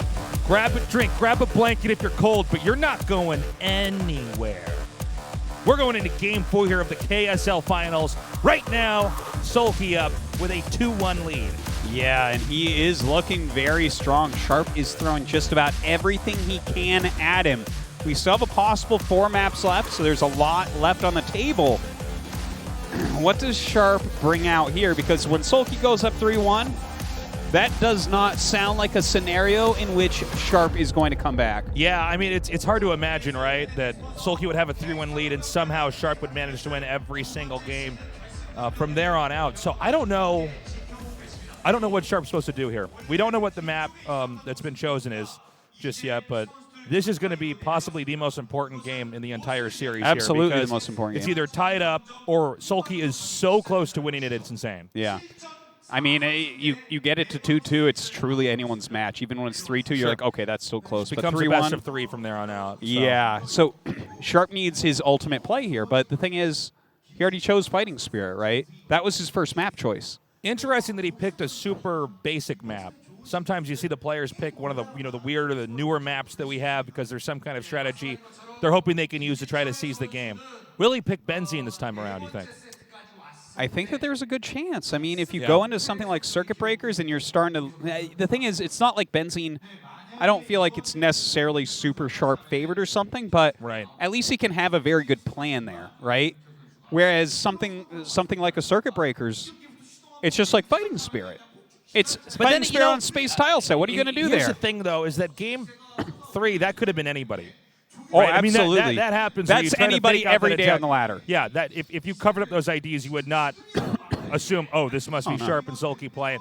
People, Terrans lose games like that all the time. Yeah. You're trying to assert yourself And on the map. Zerg's Zerg lose had a that great too. counterattack. Yeah, exactly. So it's unfortunate that we didn't get to see the game unfold and blossom into a long TVZ because I'm kind of hoping to see one of those here between these two. We basically just gotten to the to where vessels are out and the game has ended here. Yeah. Maybe he does want to go for Circuit Breakers and actually show that he can play a real TVZ on a more standard map. I don't know. The thing is, if you go for that and you lose there, and now Sulky's up 3-1 after very like hard. just defending some cheese and like Well, plus when you're up 3-1, that's the point where Zerg can actually do something weird like 4-pull or 5-pull and just like roll. You could do something it's not that good, but you could try an all in and maybe possible. try Yeah. something crazy, take a huge risk because Thing you is- have so much wiggle room in order to close it out. as good as Sharp has gotten though, and as hard as he's prepared, I think that a straight up macro game is not the way. I think he needs to keep pulling out these very specific strategies, Okay. tricky things that Sulky might be unprepared for if he's to win this series. But Sulky he's adapting quickly. Yeah, let's see where this game goes from here. Okay, Sharp has elected to use the map. This map name this is the worst map name ever, but it's Rolls off in the tongue. in the way of an eddy. Okay, so in the way of an eddy, it's a big 4-player map. It's hard to proxy in the center. The very center is unbuildable, and it's got like patches around that you can build on. It has islands. You do have those low ground mains. You can definitely play a straight up SK Terran style here and get your drops Sure. going, get your vessel play going. Just what is Sharp's plan? I think for Sulky, this is very straightforward right now.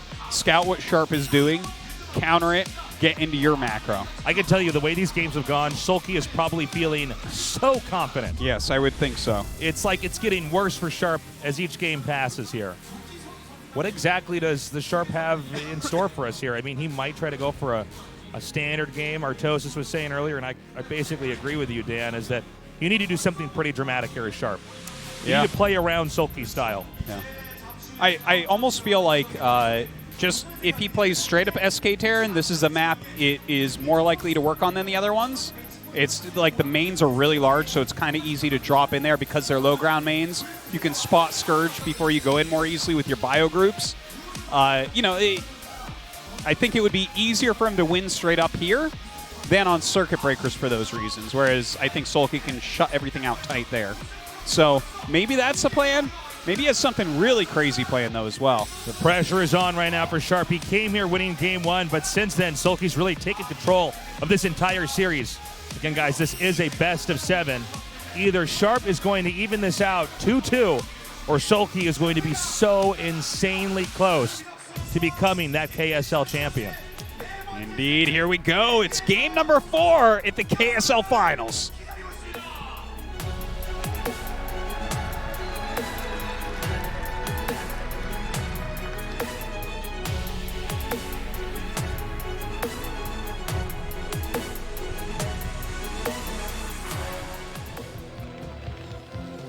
Okay, we've got cross spawns here. Zerg in the top right, Terran in the bottom left. See if the cheers become pretty fierce here. Ooh, that was the loudest cheer we've had yet.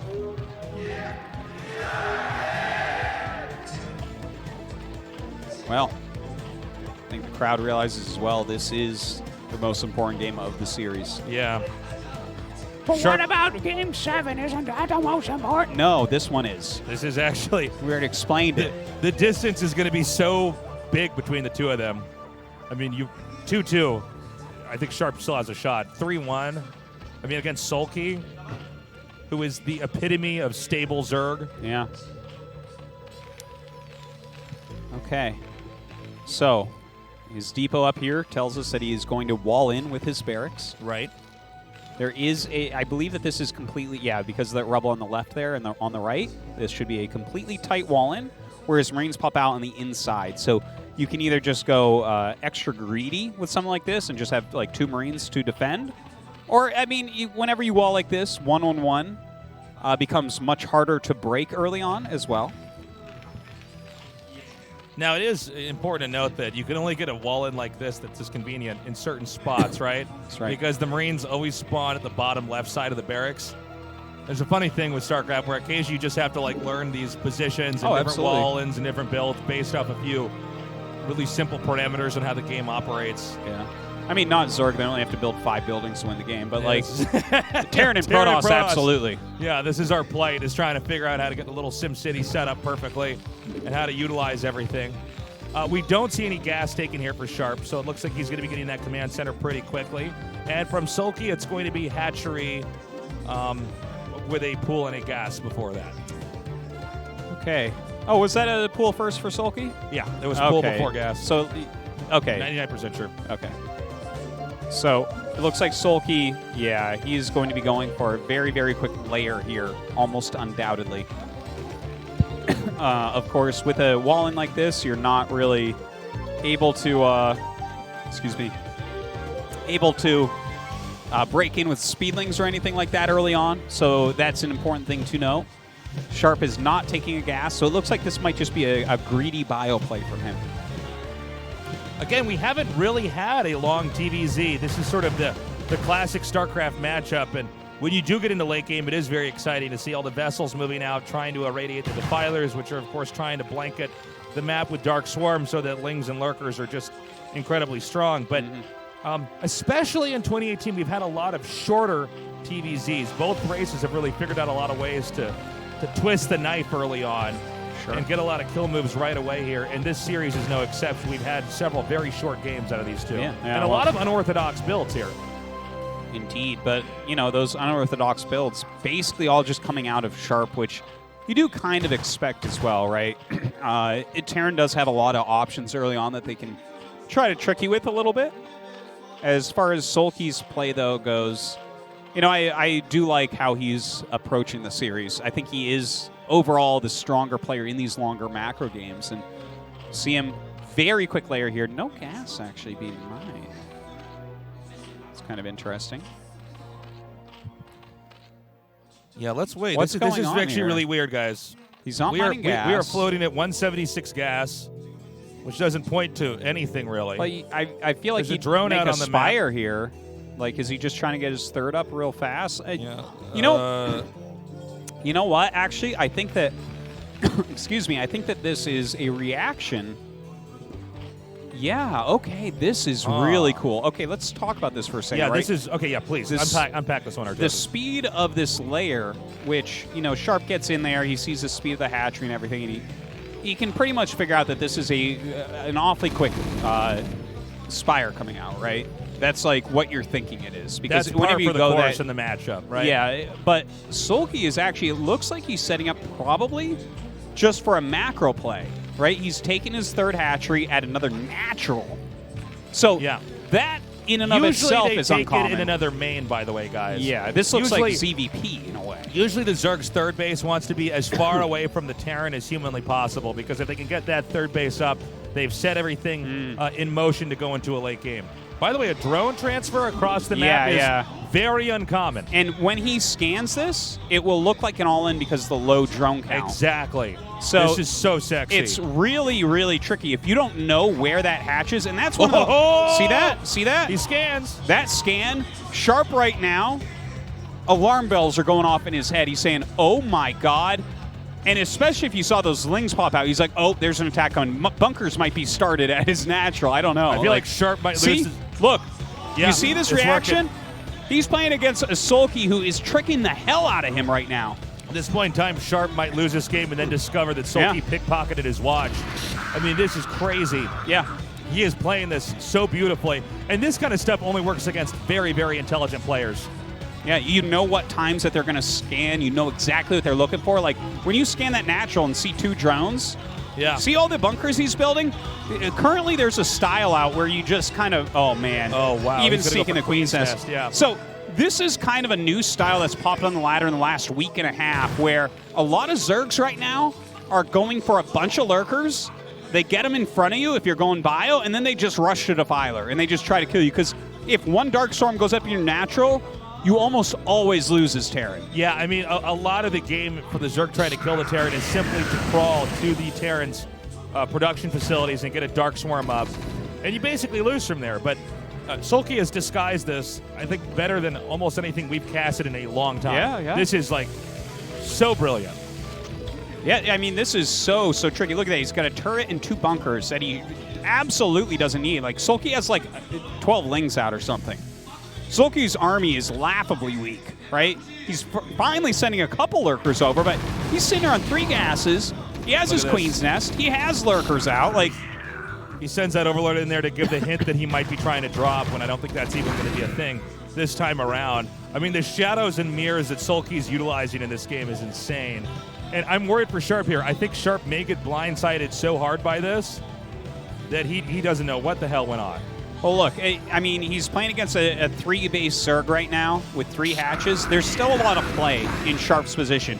Sulky has absolutely out-mind-gamed him and gained a bunch of little edges by forcing this defensive posture.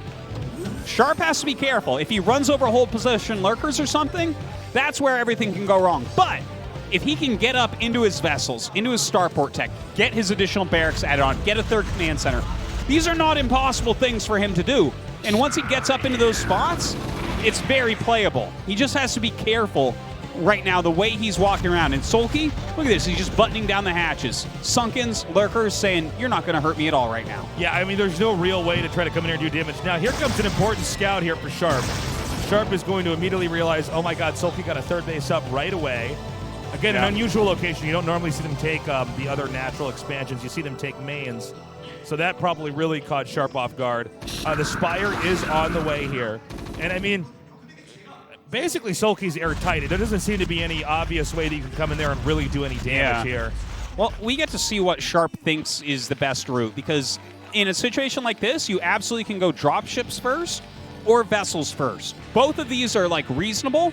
The reason why Sulky's even getting a Spire is just for Scourge, because he knows that really the starport tech is going to be what can counter this. Right. So we're going to have to see how he utilizes those Scourge, because Sulky right now, like, he's going to get into Defilers. Once he has Defilers and Nidus up between the 3rd and his home base location, he can easily take a 4th. Yeah. It's going to be dropship play. Now, so much of this game right now is coming down to if he can stop these dropships. Right. If Zerg denies the dropships or the drops don't do anything, Zerg is living the Zerg dream. Yes. This is exactly where you want to be. You have free reign of the map. Right now, Sulky has a really powerful macro engine behind these 3 bases. He's got a lot of resources. His tech is looking very solid. So much of Zerg versus Terran in StarCraft 1 is the Zerg racing to get the Defiler, because it's like there is no spell that you can really compare to Dark Swarm. Yeah. In any matchup, it is just so profoundly powerful. It basically counters everything that Terran has. Oh my god, he just missed that. Okay, he saw one. He might have missed that still. Yeah, that was only on the his edge screen of was his actually vision. over that. That was some great observing right there to show that. Yeah. But look at how ready he is. 4 Scourge and a group of Lings out there. Enough lurkers at the front that he absolutely cannot be broken there. A Defiler getting ready to cast some spells as well. I mean, let's see it. We don't know if Consume is done upgrading. That's where you can eat the Zerglings to get more mana here for the Defilers, essentially giving you unlimited Dark Swarm. We'll know it's done when we hear it going off, because the Zerg is not going to waste a second getting that Defiler charge. He's going to try to drop in over here. There are 3 lurkers. The Scourge pair is coming through. He does target them down, but it is ultimately denied, and the drop here from Sharp has done absolutely nothing. Well, he was feeling a lot. Oh my god, he went 2 more dropships. Is he really going to play this style? I can't imagine, but all the wind is going to be out of the sails if this is denied, Artosis. His army is all in these drop ships. There are lurkers basically positioned everywhere. This isn't going to do anything. No, it is not. Lurkers everywhere. Lings coming in. The Scourge snapping the neck of a drop ship. A bad position here for Sharp right now. He keeps a few Marines alive and actually whittles down those Zerglings pretty well. But it doesn't seem like he's going to get any worthwhile damage done. And as far as I can tell, he's still just sitting here on 2 base. Yeah, I mean, this is it. I mean, when you see Terran invest in that many drop ships and it doesn't do anything, this is not even like they're trading armies, guys. This is like complete and total shutdown. His army is small, his tech is small, his upgrades are not on point as of yet. This is a 3-base, for a long time, 3-base Zerg with his Defiler tech, with Scourge out, Sunken's in place.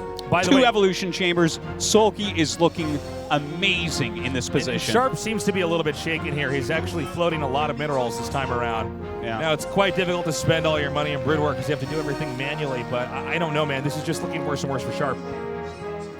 Well, he's trying to delay the 4th base. I like this idea. Like, you need to do something right now, and Sharp knows he can't do any death blows. He tried for those. He played decisively. You know, I was talking about how great that was before. This game, obviously, it didn't work out, so he looks a bit the fool, but you know what? He took a risk. It didn't work. He's not out of this game. He has his 3rd command center. He's going to get into his vessel play here, and Sulky's 4th is not like unfathomably quick. I mean, it's pretty quick, but I think the problem though is just the momentum. Oh wow, double expanding here. Okay, this makes sense. The question is really, can Sulky try to come out and start smashing these bases, or is Sharp still going to be able to control the map here? Because if I am Sharp right now, I am very worried about how much Zerg has. And some of these fights, I don't even think if Terran controlled perfectly, he would win, you know? It just seems like there is so much power here coming from Sulky. yeah, Sharp has to kind of threaten lots of damage and utilize Irradiate and lots of micro right now. That's kind of what you're doing. And the thing is, during all this, he has to not only keep all these units away from his bases, macro well, and keep on pressure, he has to prepare for the Ultras, because the Ultras will come. And the Ultras are where Zerg has to have a lot less finesse than them to still come out on top here. I mean, with oh my God, beautiful takedown. You know, with Lings and Lurkers, it's always a dance, right? There's a lot of micro involved, but when you get Zerglings with that Adrenal upgrade and the Ultralisks, you can just run over and flatten huge chunks of Terran army. If Terran hasn't kept up with his macro and his upgrades, you will actually just kill them with attack move. But the thing is, we expect Sharp to be able to do that. He's done a good job with his macro at this point. This Defiler has actually slipped around. Oh, man, This that's so base painful. is about to be completely and totally denied. And as long as there's one Defiler back home with a Dark Swarm, I don't think that Sulky's 3rd base is going to take too much damage. Yeah, he's got to get some vessels down here. Ooh, loses some SCVs. The 3rd base won't be mining for some time. Okay, Sharp's going to try to shove in here. There are 2 Lurkers. Do we have any Dark Swarms coming in? Oh! Denies the Nidus. There is one Defiler out. He needs to get the Gatsuma. Beautifully done. Oh my God, that Defiler just barely living through a target down by Sharp. If he could have denied that Defiler, he might have busted that base and the 4th. A very strong move by Sharp, but unfortunately, Sulky quick enough to deny it. Now, keep in mind that Sharp has the bottom center still, okay? And I don't believe Sulky's actually... Oh, no, I think Sulky has scouted that. Excuse me, there's no alert to the right of that. So he should know about that. If he can deny that, Sharp's going to have a very tough time moving this game forward. Yeah, he does need a 3rd base mining no matter what, and he needs to clean up his other base so he can get more of that gas, because he needs double eBay going, he needs vessels coming out, maybe battle cruisers. He needs more than just minerals right now, because eventually we're going to have Plague and Ultras, and that's where it's going to get very tough for Sharp. Okay, more Lings spilling out here. That Nidus Canal is going to be set up once more, and at this point in time, there's going to be an entire network here that Sulky can move his army through.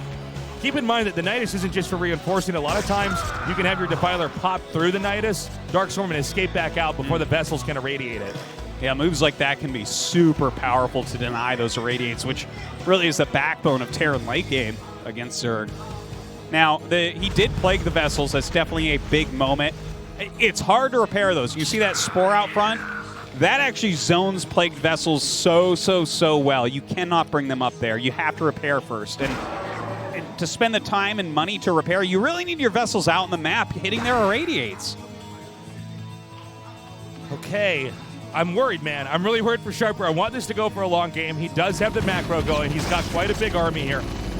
The question is can he actually take on the tech that we're seeing Sulky have right now? Okay, it looks like he should be able to save these. Nicely done. Yeah, finally going to start mining there again. Battle cruisers operational, Tasteless. They are being sent. Nice. Nice, man. We are so cool, man. We're the coolest. These kids watching would never know we're in our 30s, Artosis. No, That's they would for never. sure. They would never know, or they would know immediately. Yeah. Now the Who battle are these cruisers. hip dude men? Yeah. The battlecruisers, I mean, they're a good add-in. They can pick off Scourge in one hit as long as there's no carapace upgrade. They can target down Niduses and things. They can harass drones really well. Oh, great plague there. Yeah. Misses the battlecruisers, though, so that's actually really good for Sharp. Now, the battle cruisers can one-shot the Scourge, making them a lot less effective. See? Yeah. And this is one of the best moves in late-game Terran. If you have battlecruisers attacking into a main base, they one-shot Scourge, right? So Scourge aren't there anymore. You can simply fly in with dropships behind them and unload. So it looks like Sharp's doing that while pushing the front. Uh-oh, but Ultralisk operational tasteless. Okay, so many Scourge coming Oh through, my completely God. obliterating that attack. Have a Scourge. This is so crazy. I mean, the supplies have suddenly evened out. Whenever you see Terran and Zerg even in supply, it means that Zerg has more. If Zerg is even with Protoss or Terran in supply, Zerg has more. Well, Zerg is winning is a really good way to put it as well. Yeah. If you are behind in supply, if it is even, Zerg is beating you right then. It does not mean that he cannot do something still, but the fact that we have Sulky right now on 4 gases, he's blocked all of these attacks. Oh, wow, going for the island here as well. Oh my God, he just doesn't stop, Tasteless. Sulky does all the things. He's doing all the things at the same time, Artosis. Oh, nice. Even using Burrow here to escape from being targeted. Beautifully done. Oh my God, style points to Sulky. You'd never see that. Okay, from here, I just don't know that Sharp has the muscle to actually defend any of these expansions. When you have Zergling Ultra coming out, it's so strong, it's no longer a matter of micro. A lot of times you just overwhelm them. There is one outpost expansion in the bottom right, but it's not being mined from, so you can't really factor it in as an asset for Sharp. He's trying to utilize mines, which isn't terrible, and he does have 3-2 upgrades, which is great. But you need like a lot of vessels with this, or at least some battle cruisers. He doesn't have that many, but he needs to weaken these ultras. He needs to make sure defilers get nowhere near him, because ultras alone are scary enough. Once a defiler's with them, oh, just be all Q out of there, man. You're done. I think this may be the beginning of the end, everyone. We're seeing this stream of red come down on the map, and this could simply overwhelm Sharp. It might. I don't see any defilers here with the army right now, so he might be able to power through some of these ultras still. Yeah, it looks like the rest of this is still up here. Oh so my many God. ultras. Oh, vessels now going down here as well. Yeah, these vultures really not paying for themselves at the moment. A few decent mines at the beginning, but it's hard to get them back out there. Uh-oh, a defiler's here as well. Spider Mine going up, actually taking out a lot of those Marines. And now we're seeing those Dark Swarms come down here. And when you get these lurkers burrowed under here, unless they're irradiated, there's really just nothing you can do. Well, the ultras are even worse. I mean, yeah. If you have 12 fire bats, you can kill a lurker, not so against an ultra. You need 130 supply of fire bats to kill an ultra under Dark Swarm. He's going to deny this base. I think we might see Sharp tap out here. There's just no way to defend. Yeah. In fact, he's mined out his natural. So, I mean, as Sulky continues to squish Sharp into a corner of the map here, I think we're going to be forced into going into Game 5. Tell you, Sulky just looking completely brilliant with his macro play. Really threw Sharp for a loop. Let's not forget at the beginning, taking that quick third base when he made it look like fast mutas, pulling his drones from the natural. Sharp played so turtled at that point. He thought he was getting all in.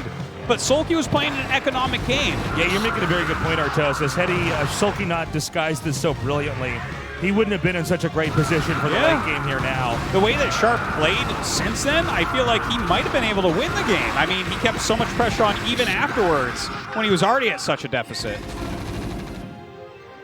I mean, Sharp is still in the game, guys. I just don't know where he's going to be able to expand. We're seeing him He's hang playing on. with his dad's money, Tasteless. This is going to run out soon, okay? Okay, this in fact may be the killing blow, even with an irradiate on this defiler. Ouch. A great plague there on the vessels. Yeah, this is the final death prize here of Sharp. Yeah, we're watching Sharp slowly get smothered here as Sulky just has too much of the map. As a single unit under the Dark Swarm is destroying him, he's just screaming, "Blizzard, are you watching? Oh my God. Sulky moving in for this He's kill. going to get one Muta, and then the glaives are all going to bounce off those vessels. Well, GG, there it is. All okay. right. So Sulky showing that he too can play the mind game. Yeah. Winning this set 4, just brilliantly executed there by Sulky. I think that was some top tier Zerg trickery from him. Very, Man. very solid stuff. Well, now we got to wait and see what map, at this point in time, Sharp is going to pick. Sharp basically has to win every game from here on out. I mean, how do you do that against Sulky, who is so clean, especially when it comes to macro play? Right now we have Roadkill, Benzene, Circuit Breakers left. You look Okay. at those maps, I I'm mean... thinking Benzene. Benzene, I'm But we'll fine see. with Benzene. Hell, replay Game 1's build, right? Sure. That's a map he was able to win thus far. Yeah, keep in mind the game that Sharp did win, he played a completely unorthodox, anachronistic style. That was like a 1999, 2000 looking game. Well, the way that was he's- not a modern play. The way he's playing this finals, like I came in today thinking Sulky would probably 4-1 or 4-2 because I feel like his style really counters Sharp. But the way Sharp is playing, it's like that old saying, he has a puncher's chance, right? Even in that game where he just got way out mind gamed from Sulky, he's like, you know what? Screw it. 4 dropships before vessels. It's It was risky. a bold move, and had it worked out, he probably would have won the game pretty easily. That'll He would work be out sometimes. Already in Game 5. You make magic happen with dropships Yeah. occasionally, but Sulky was just on top of that. The thing is, every game, Sharp is doing things like that, where he's like, hey, I'm giving myself a real chance to win this game, but the thing is, as soon as Sulky figures out what that thing is that you're doing, you're in a lot of trouble. Sulky has so much wiggle room right now. There are so many different ways you can approach this from here on out. And for Sharp, I mean, we've already seen what happens if we get to what looks like a standard TVZ. I mean, Sulky just crushes him. I don't know if Sharp can win with 3 tricky plays in a row. I mean, is that really going to beat someone like Sulky? I don't even know what he's supposed to do now. I guess you take it just one game at a time, right? The problem is that Sulky is so graceful and so perfect in a ZVT. Why are you smiling at me like that? I always think of him as graceful, too, Yeah. but please continue. That's what I think of. Yeah. That's what I think of him as. I mean, he's so good. How are you actually going to outmaneuver him before he gets to Defilers? He's been taking yoga, not ballet, so Sharp doesn't have a This is chance true. to match him in gracefulness. That's for sure. I don't know how Sharp comes back from this in any way. It's too hard to imagine. It's ridiculously tough. You're certainly right about that. I think that things like 8 racks or double 8 racks, those are almost too predictable right now. I wouldn't be surprised Yeah. if Sulky mixes it up right now and goes for something like a 9 You're pool. making a really good point, too. It's like you lose in every game that looks standard and you have one more shot. Yeah, you're probably going to all in, right? Maybe. That's what people do when they get really desperate and keep losing back to back. They'll say, all right, let's try this. I need to get at least a piece of this guy. I don't know. We've not been notified what that map is, by the way, so I don't know if there's some deliberation going on here for Sharp. He's certainly got to think long and hard because it might be Yeah. his last map here in the finals. I And want again, to see we- him we- just choose Benzene and do the same thing, just block with the eBay and try to do the same push. And then lose just barely. It's like, oh, Sulky really is better. Yeah. Yeah, I don't know. You know, one thing with Sharp is that we didn't think he was going to get to this finals, right? We know he's a great player, but we thought there were many other players that would have gotten here.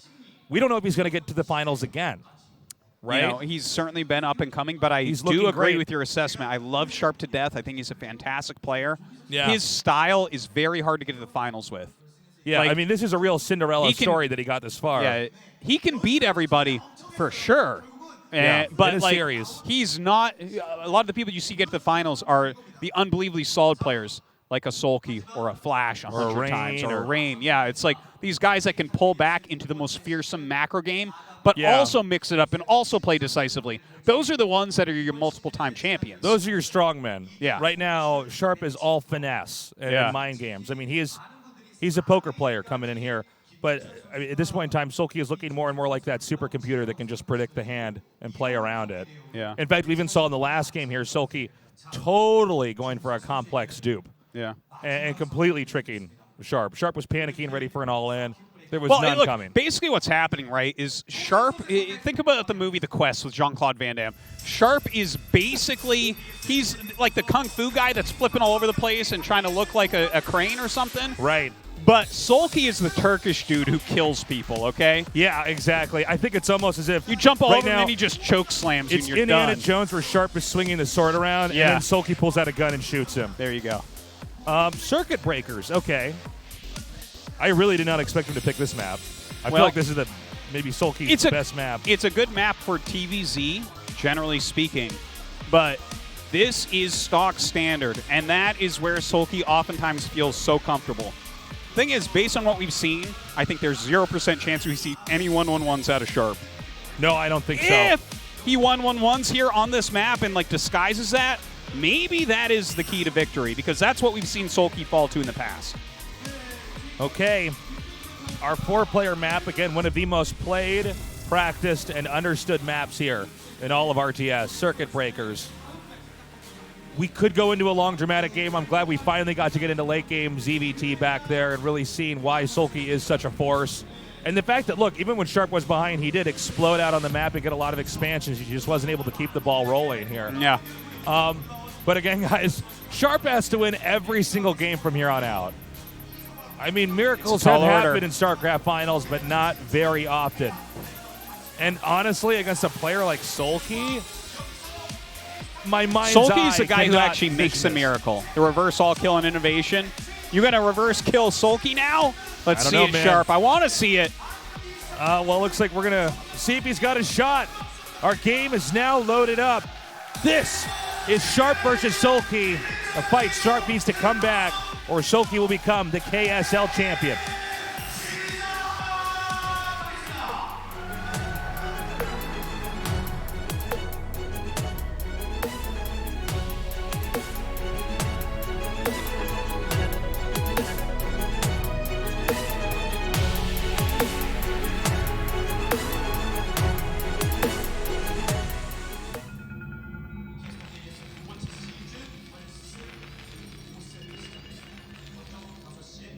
Okay, so we have Sharp in the bottom right. We have Sulky in the upper right.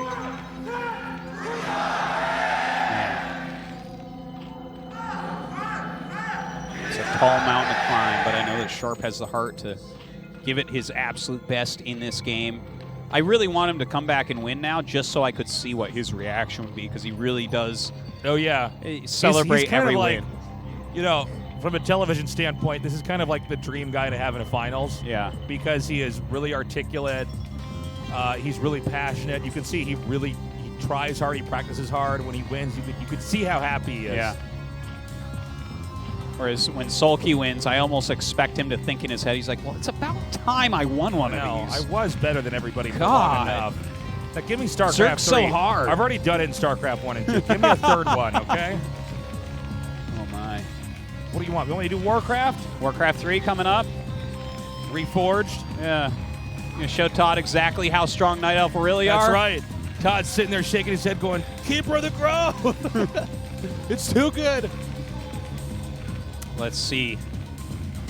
Pretty standard so far with these openers. Vertical spawns. I mean, that does make a quick travel distance if he wants to try something like on that Fighting Spirit game. Problem is, it just seems like all the basic tricks is almost what Sulky wants you to try against him. But what he wants most of all is for you to play straight up macro against Yeah. him. It's like, wait, doesn't that mean Sulky wants you to do anything you want? He's like, I just want to play all the games so I can go home with my trophy, guys. Okay. Yeah. Go ahead, Artosis. Okay, ready? 1, 2, 3. Jinx. No, you go ahead, Artosis. Me? Yeah. I don't even know what I was going to say. I just wanted to cut you off. Okay. I am. I'm sorry. No, go ahead. I don't know. No, please, you really. Oh, I just kind of wonder what Sharp has planned at this point, because this is such a dire situation, and this is such a comfortable map for TVZ. You know, it's kind of funny, right? Like, I guess there's different things that add comfort levels in certain matchups. For Sure. instance, in this one, right? It's pretty obvious where they have to take their third bases. It has to be another main. The mains are big. It's easy to add all the buildings that you need in the correct places as Terran. It's very easy to get a third base, a fourth base on this map as Terran, right? You can take your mineral base. You can take another main with a medic group, green medic group. You know, it's such a comfortable map to play a macro on. Now, if he does go for like a macro game again, I kind of want to see, just for myself, for my own selfish reasons, I want to see him play it a bit more standard, not just open up drop ships and stuff, but go vessels first and then into them. Yeah. And just see if he can muscle out Sulky. I don't know if that's the best choice for him. It's a tough one, but right? Don't you want to see that? I would love to see that. I don't want to go home not seeing that. I'm going to be sad if this is a 4-1 Artosis. Yeah. And then we got to wait until next year to start casting Oh. again. I'll be like, sorry, guys. Yeah. See you next year. Sulky ruined the finals by winning 4-1. Yeah. Hey, it's better than last finals already. Oh, yeah, that's true. We had a 4-0. we should And tell it was the viewers- Jadon getting forward, so it was the ultimate sad. We should tell the viewers we actually had these different effects depending on who won what game. So like last we had all the smoke that would come out, and then we had fire that would shoot out of the stage if Jadong won. Yeah. But Jadong never won, so we never got to use all this cool stuff Yeah. on the stage. You're like, oh, okay. Well, that's gone forever. Oh. Get those back there. Okay. Some You lose those coming 3 up. Marines for free. That's no good. Okay, really well positioned here, by the way, hugging the ramp here. Not enough surface area really to get a good surround. Yeah, good stuff. All right. Okay, so he's actually gone. I wasn't paying that much attention, but it looks like Sharp has gone for a +1, a very quick +1, and he's playing against 3 hatcheries. So we were talking about this, right? In Fighting Spirit, we were talking about it, where if the Zerg sees that you're going bio, except on some maps like Heartbreak Ridge, they want to go 3 hatch against that. Right. They have plenty of time to get into the 3 hatch. They need the production because Marine Medic is very strong and sturdy in the mid game. And he's done that, right? Now in Fighting Spirit, Sharp hid his extra Marines on the 2 barracks to make it look like 1 barracks. Correct. And then the medics come out much later with that, and you don't really hit before mutas. He tried to hit before mutas there. It didn't work. He died. Yeah. Here, he's going for 1 racks. But it's already in Sulky's mind that he is willing to do the 2 racks play. So that's just a little bit of the mind game going. Look at this. He's throwing up a couple creep colonies.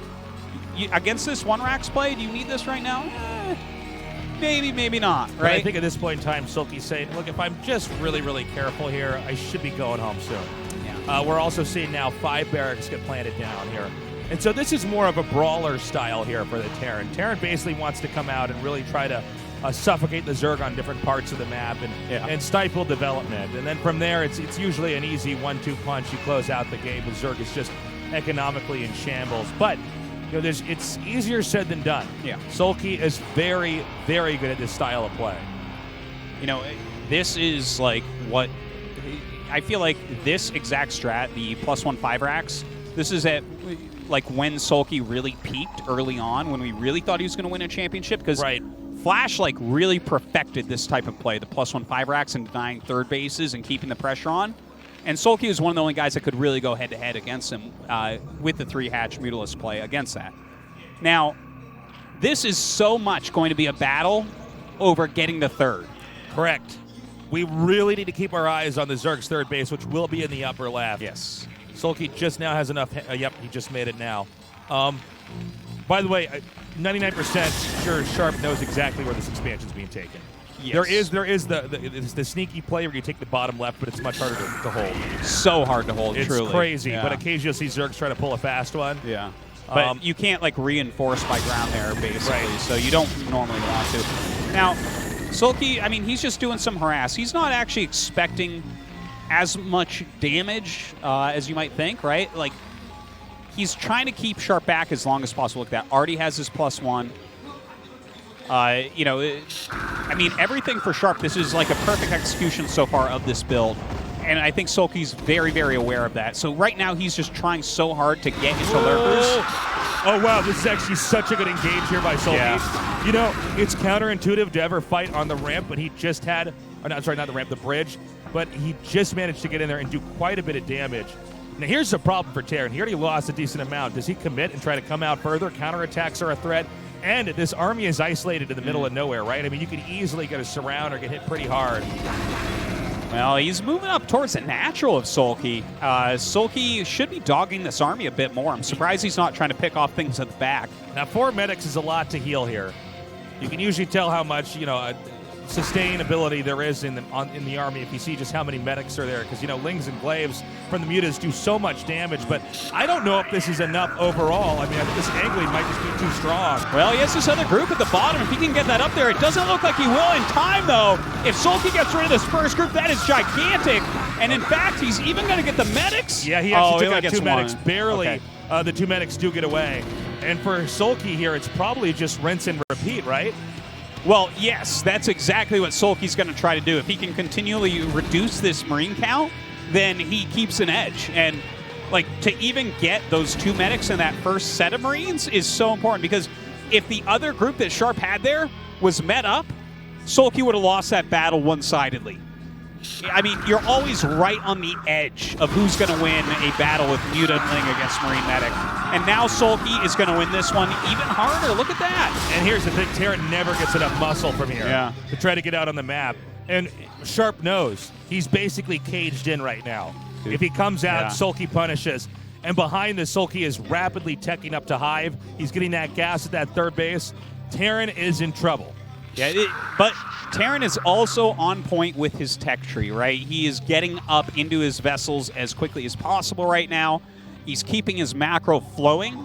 I mean, Sulky has done a fantastic job. The one thing you have to mention is that he does have to continually produce mutas for these fights. It's not like nonstop all your gas go into muta, but, that is one place he's spending his money that won't always be useful throughout the game. It's hard to emphasize just how well Sulky's playing this, because he's making it look so easy. It's almost like that meme, they had in StarCraft 2, just play like TY. Yeah. It's like, just play like Sulky. No, exactly. What he's doing is so hard, but it is. He jumped on that Marine Medic, that big group that was going towards his natural, at the last possible second. Right. Right? If the 3rd group had come up to the army, no longer can you do it. Complete map control, roaming ability goes to Sharp.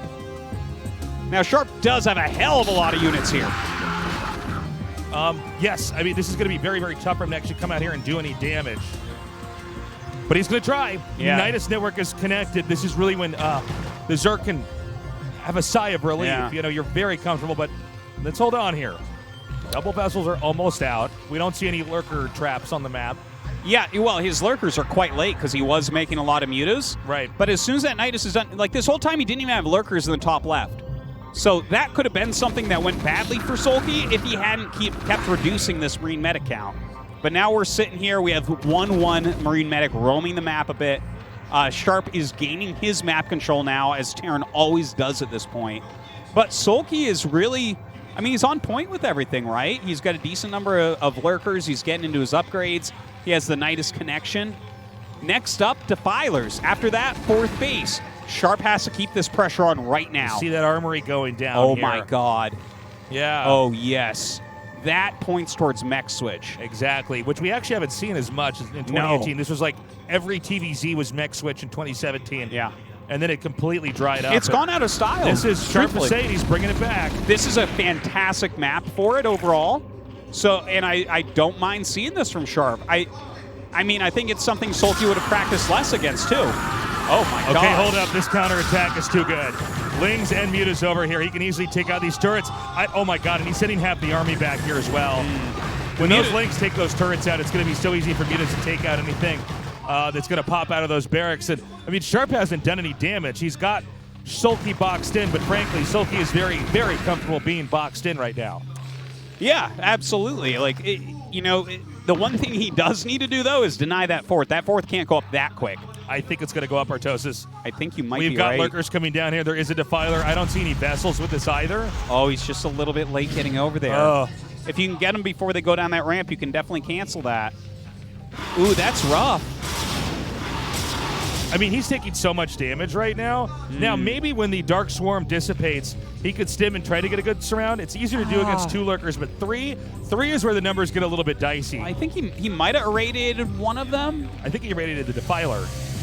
Yeah, he had 2 vessels. Oh, so, okay. Maybe you're right. Yeah, he did. Good yeah, call. okay. So, he might be able to bust this still, but should have another Defiler ready to pop through there, I would think. Note the, that Yeah, was there it beautiful. is. He just pops forward here.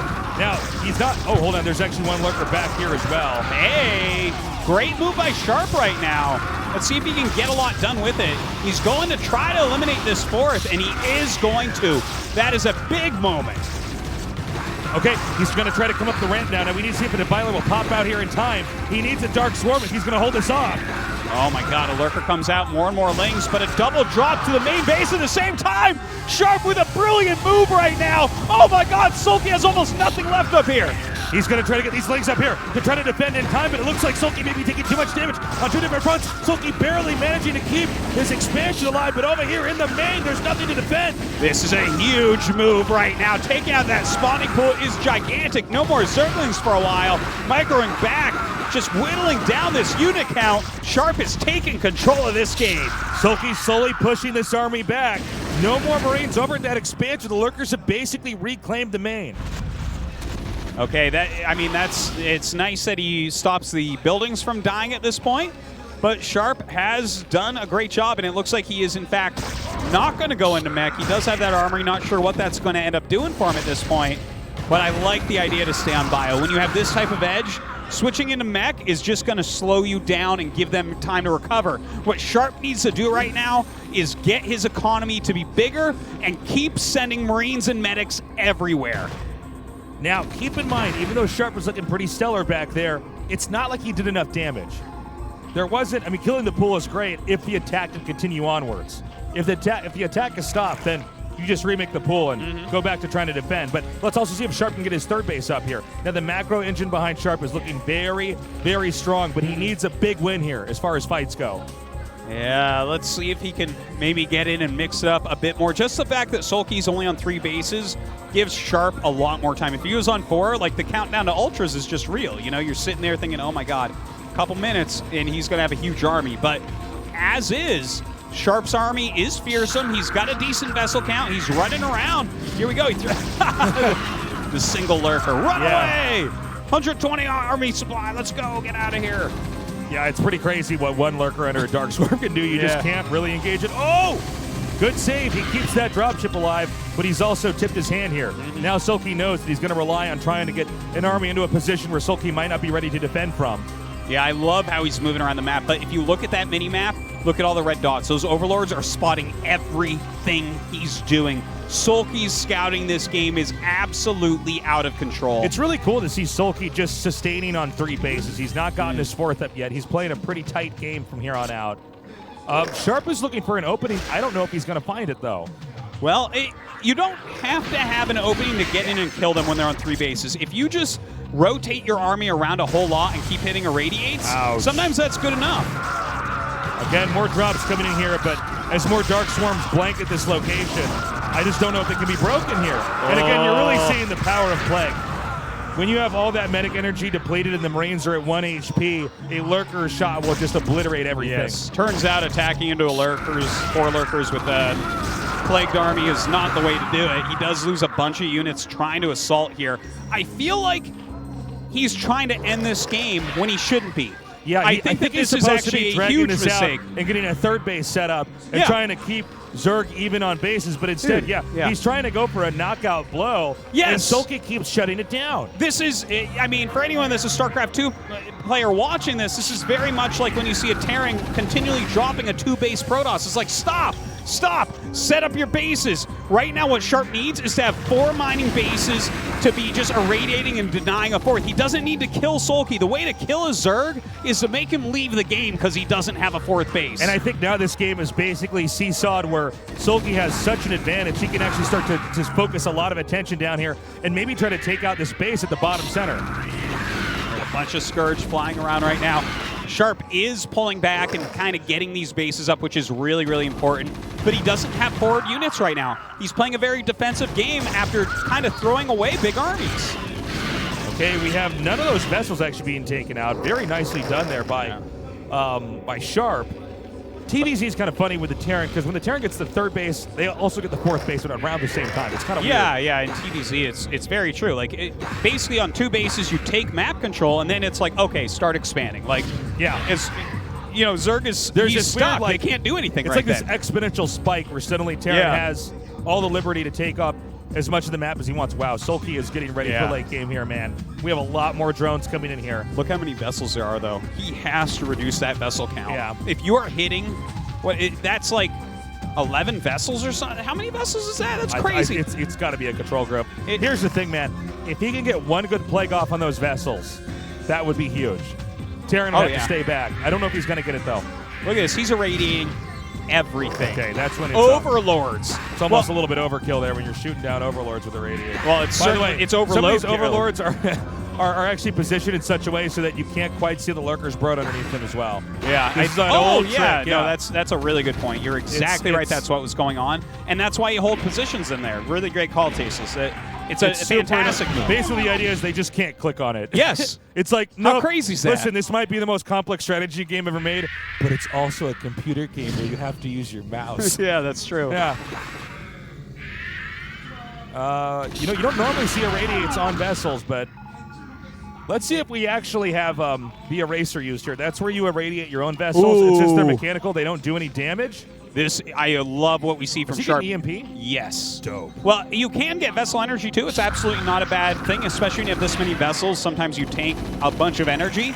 But I hope it's EMP because EMP allows for some tempo plays you can't get off otherwise.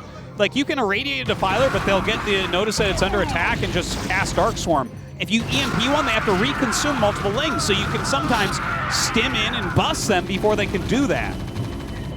So right now, pressure is really mounting over here at the upper left corner of the map. Now, Sulky needs to keep this position on the map. If he loses it, he will absolutely lose this game here. But we're still waiting. I mean, behind this, Sulky is actually mustering a pretty insane force. A lot of Lings, a lot of Ultras. And those, along with just a little bit of Defiler play, is going to be fantastic. Oh, no. Hold on. Those vessels, they're all at 1 HP because they were plagued, and he just popped off 4 vessels like nothing. Yeah. Beautifully done. Now, we're also in a phase where there's an excess of minerals here by Sharp. So what he does is he starts to make a lot of vultures, get those mines planted, and this makes using Zergling Ultralisk a little bit trickier. TVZ is funny because it's not played the way that it was years past. No. I mean, now it really is a matchup where the Terran can actually take control of the map like we're seeing here now. Man, I got to tell you, he was getting plus attack. He has +2 on his vultures, which is a very bizarre thing to see. That could have been a nod towards the fact he was going to go mech, or it could be just to deal with Zerglings better. Yeah, or maybe he just says, I don't know, man. That is super weird. Now we've got Ultras coming down here, and it seems like it's just barely going to be held, but when the next wave comes in, I think it might end up running Sharp over. It might be able to. Sharp does have a lot of units still. He does have a lot of vessels still. But when you get down in their face with this many Ultras and Defilers, that could end the game. Sulky coming in right now looking for a KSL championship.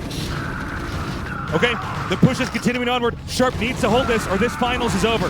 We have some Dark Swarms coming down. That's the first sign that the Terran is close to death, when you have Dark Swarms over in the Terran's base. Yeah, those lurkers underneath are not irradiated, so they can't be dealt with this pure bio army. Having a very tough time. He does clear the Ultras that come out from underneath. Irradiates are going down. He'll eventually clear this, but Sulky, he's taking additional bases. His 5th gas on the way. Even his mineral-only bases, Sulky's macro is about to hit another level. That's right. We have Sharp barely hanging on. Meanwhile, more Lings are coming down. Keep in mind, these Zerglings do have Adrenal, so they're way more formidable. You see a targeting down there of that Defiler. Right now, Sharp desperately trying to fan out some of his army to try to draw some attention away from these very vulnerable 2 bases he has here at the bottom of the map. He's still got a lot of production going on as well. I'm getting nervous for him, though. Tasis' upgrades have been a little bit late. Maybe he tried to finish this game too early, and Sulky has fought his way right back into it. Yeah, I hear you, Artosis. I mean, to be honest, Sulky's got to where he wanted to be. He's got all the tech up. He has all the upgrades. Terran is still pretty scary here. We have +3 attack, +2 armor Marines. We've got a lot of vessels out. The problem is that Sulky is so rich. Oh! Barely keeps those vessels alive. Sulky is so rich. He is so loaded. He can make such an insane army that Sharp has to have a series of basically perfect engages if he's going to win this. And I don't know that he can pull this off. Yeah, well, the vessels are really the big key here. I kind of like what he's trying with the mines and the vultures as well. With that +2 attack, I think that's just going to help them to clear links a bit better. So, I mean, Sharp is definitely making some cool moves here. Starting to get back on the map as well. But, I mean, he needs to gain so much value from these vessels. He cannot let them get scourged, and he hasn't really so far. Okay, he's doing a good job getting those irradiates out. The mini game that's going on right now is these vessels come out, they get over where the defiler is, they irradiate that, and then they go back. And the idea is if you can irradiate the defilers over and over and over enough time, eventually there's not going to be any Dark Swarms, and you can actually try to break into the Zerg's area. And I tell you, he's dodged these Scourge time and time again. He's even irradiating them. That's kind of a new style thing people are doing, because keeping the vessels alive is priority number one. And I mean, he's done a great job of that. It's just at this point, no one in the world can manage SK Terran and like 10 vessels at once. The amount of speed this takes in precision clicking is off the charts. It's the most mechanically demanding thing in all of esports. This is actually true. To basically do what Terran's doing right now, I mean, the number of times they're having to rebind hotkeys and move waves of units, it's insanely hard to control. And, you know, I got to say, it looks like he's making it work in some of these corners here. The problem is that macro engine, man. All of those ultras and lings and defilers, so much coming out here. Even when Sharp has some good engages, those eggs hatch, and another wave comes out and drives Sharp back. And the ultras are almost a set it and forget it unit sometimes, too. Just attack moving them as opposed to the micro that we have to see from Sharp. So that's one place where Sulky's buying time for himself to do other things that matter. Okay, right now Sharp needed a win, and he did get it. He did manage to take out this base up here. Now, when you're seeing the Terran move out like this and hit all these different locations, there's this little mini game where the Terran also wants to plant mines all over the map. So even if Terran loses control of the map, these mines will keep Terran secure so that the counterattack won't completely wipe Sharp out. Well, the counterattack that's going to be incoming is going to be a scary one indeed. Looking at these supplies, Sharp has a much smaller army than he has for the rest of this game, and Sulky is continuing to grow. So many ultras, so many lings. This is going to be really tough the next time that Sulky sends an attack out for Sharp to hold on. Okay, man. I feel like Sharp may have overextended a little bit here. This base in the bottom left has been spotted. And keep in mind, it's pretty difficult for Terran to actually expand to, for instance, the bottom left lane here. Terran usually exhaust on their bases. A lot of times Zerg can just drag the game out long enough. It's too hard for Terran to expand anywhere. It's too far away. It's too close to where the Zerg can Dark Swarm it. Yeah, I don't know if he's going to ever be able to get another main up. I mean, at this point, his army is just getting a bit too slow. He's hitting great irradiates. He's kept a lot of vessels alive for a long time. But his actual army is not going to be able to beat what's coming in, I think. Okay, the Lings are coming down now. I don't know if Sharp can hold this, but it's paramount that he does, or this series is going to end and Sulky will be the winner. Oh my god, here he comes. Full energy defiler on its way in. Down goes a Dark Swarm. He is irradiating. He is pulling back. This base is not going to be mining any longer, but it looks like he will hold on to the others for the time being. And look at this, still setting up mines out in the middle of the map. I think this might be what's keeping him in this game. I think you're right, Artosis. But again, more and more units are coming down here. Keep in mind, many of these Marines have been plagued. The positioning is key here. It looks like he should be able to barely hold that off. But will the next wave actually take him out? Oh, man. Oh, that Ultra tanking just long enough to pick off those extra vessels. He definitely has the gas bank to make more vessels, but hasn't kept up with that. There is so many things that Sharp is doing right now at almost 400 actions per minute. Yeah, it's pretty insane. We have more Lings and Ultras coming across the map now, trying to do a little bit more damage. I'm getting worried that even though we see a lot of Ultras eating mine hits, eventually there's going to be no more mines left on the map, and Sulky can continue wave after wave after wave coming in there and trying to smash Sharp's 6 o'clock expansion. Well, he continues to do his best here, sending out his vultures, laying those mines. The reinforcements of Sulky having a hard time getting in, but Sulky's macro has not missed a beat. He has kept his minerals and gas below 500 this entire time, whereas Sharp right now is having a hard time even staying alive, let alone spending his gas bank. I mean, constantly Sharp is just one Dark Swarm away from losing his critical expansion, which is the one in the bottom center. I mean, if he can't keep that, eventually he's going to have no money. And Sulky, by the way, who's now expanded to the center left. We're not Oh, that far man. away from the bottom left being taken here by Sulky. But we are far away from any bases that Sulky has being killed by Sharp. This is He just true. cannot get on the map. The supply differential is getting bigger and bigger in Sulky's favor. Okay, we've got another wave coming down here. It's just these irradiates. He just needs to make sure the Defiler is dying before a Dark Swarm can be laying down. Here, the problem is that when that vessel count gets reset, how many irradiates do you really have? Yeah. You know, every irradiate counts, but let's say that there's 5 Defilers that come down, and you Yeah. don't have enough to get every single one of them. Suddenly that Dark Swarm is going to ruin your day. Dude, I feel like right now Sharp needs to kill a base and needs to take another base. Like, both of those things have to happen because he's been playing at a deficit for so long. He is going to start mining here again. This is not great, efficient mining. It's something that's important. He's continuing to lay mines as he can, but we see that the mine count even has been reduced. That's right. It looks like Terran's going to try to push out. This is pretty damn ambitious. I do not know if he can pull it off. We have a huge wave coming down right now, but more from Sharp coming here to try to reinforce. Great control here by Sharp. Sharp is trying his absolute best. More bio coming over. It looks like these Ultras will clear this set, but the next set coming over is going to be able to help out. But with 3 Sunkens, how did he set up these 3 Sunkens? How does he do all these things? More Scourge are coming through. The vessel count has been reset again. We have another wave of Lynx, possibly another Dark Swarmer. This Fireman just hoeing the line here at the ramp. But I don't think it's enough, Artosis. Oh my god, Sharp is pulling out all the stops, but Sulky's macro is insanity itself. Sharp unable to break that base. A dropship going after another one of Sulky's locations. All these vessels being picked off. My god, Sharp has a lot of gumption, but Sulky will not be denied. And if you look at the supplies here, Zerg is at 164 to Sharp just below 100. There is no way, I think, at this point in time that he's going to be able to pull it back together again. I mean, at this point in time, everything else that's on the map is getting cleaned up. This expansion down here, incredibly vulnerable. The Cracklings can take that out with ease. Man, That's it. GG. And Sulky is your KSL Season 2 champion. Making it look easy, my God. Well, I tell you what, that was nothing even close to easy. Sulky played out of his mind tonight, losing only a single map here and just dominating one of the best Terrans in the world. And I tell you, Sharp, I feel like he prepared for this series unbelievably well. He played fantastically, but at the end of the day, Sulky is finally a StarCraft 1 champion. And we are finally right for saying that he was going to be a StarCraft 1 champion. He's looked good for so long, and you can see it's really sinking in now. He actually did it. Again, making it look easy. The competition is so fierce.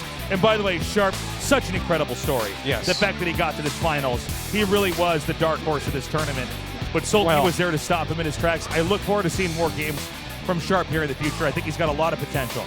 You're certainly right about that. The way that he prepped this series is so amazing. The way that he tried to execute everything, like, it really took a powerhouse like Sulky to knock him out. I feel like if you give him any other Zerg in the world, he probably would have won this series.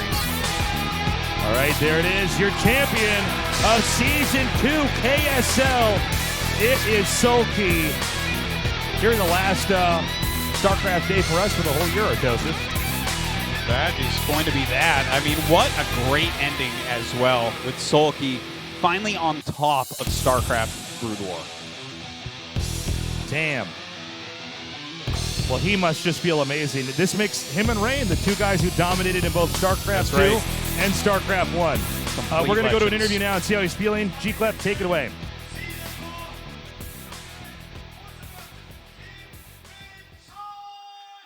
Minchar came. We have Sulky, the champion of KSL Season 2. And let's have an interview with the winner. 3,290 days. It's been a long time. How does it feel to win at the final stage?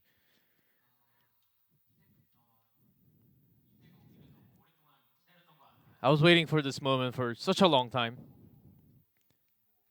It's really, I can't even talk right now. I simply just cannot talk. I'm just so happy. I cannot continue words.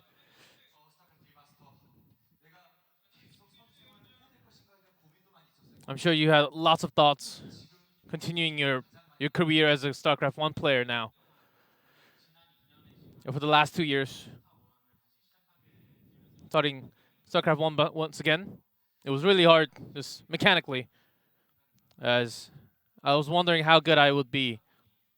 And I tried really hard, and I'm here now.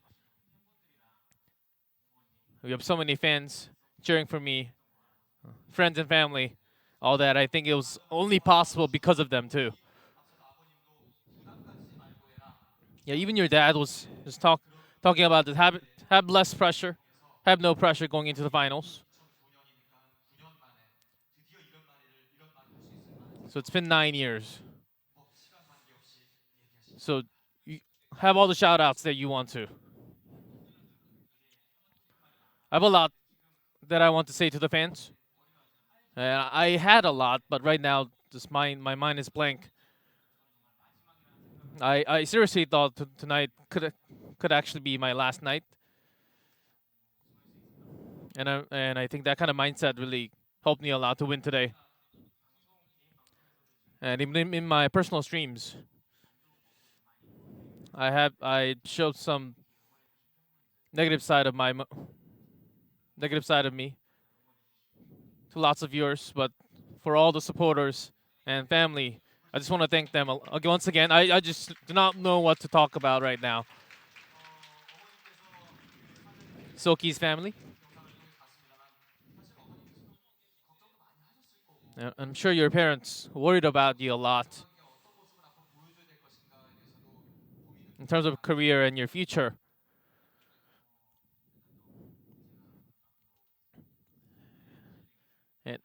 And I do have to go fulfill my duties in the military soon. And I did want to show something great for my parents before that time. It's not over yet. For the next season, I will try my best to be at least in the finals of next season.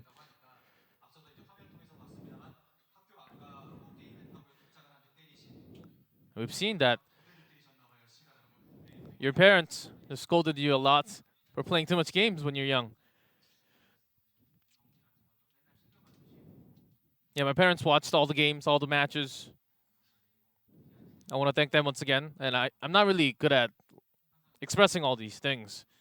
And even though I really can't, I love my parents. I love my family. And I do want to transfer that.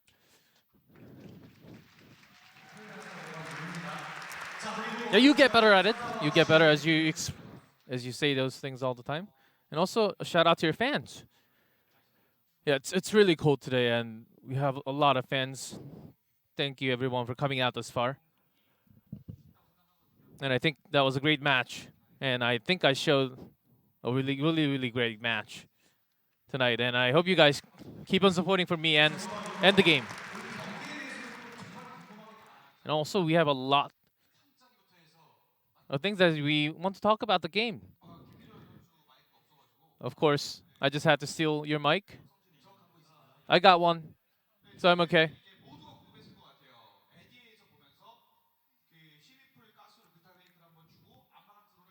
You've got the fake, as you sent all the drones, having barely a few drones in the natural, as you literally tricked Sharp away that you were going for the all-in. How did you even picture this? Everyone who was watching this game just thought, wow, you are a crazy person. I was going to use this against last.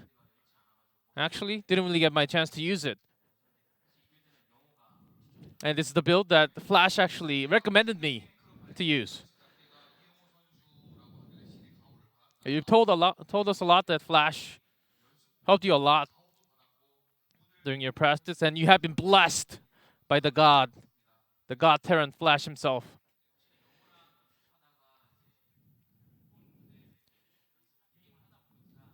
You're playing a game after practicing with Flash. It's very comfortable.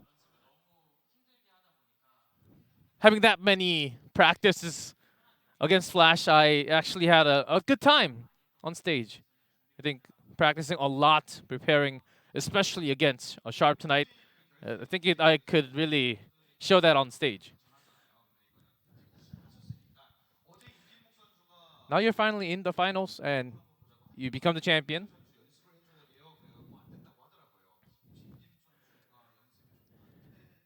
Did you have any other player? And were there any other practices? I actually just wanted to practice 24/7 against Flash. There were other players, but if I just practiced against Flash 24/7, I knew that I was going to win. And I do feel sorry about the other players who helped me during the practice as well, but everyone, this helped me a lot. Again, a round of applause for Seolki.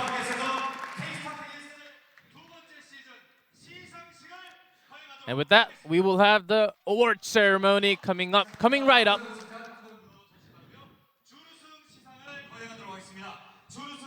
That is right. We are going to give away money. Indeed. Well, not giving it away. He has taken it for his own by being Yeah, the that's best true. We're not StarCraft giving player. it away. He earned it. He earned every one of it. Well, I tell you what, this is for the amount that he practices StarCraft and how good he is at it. This is worse than minimum wage, but it's still a lot of money.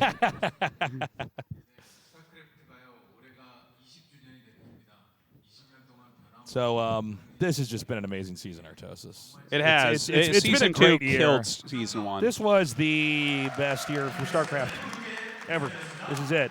StarCraft 2, StarCraft 1.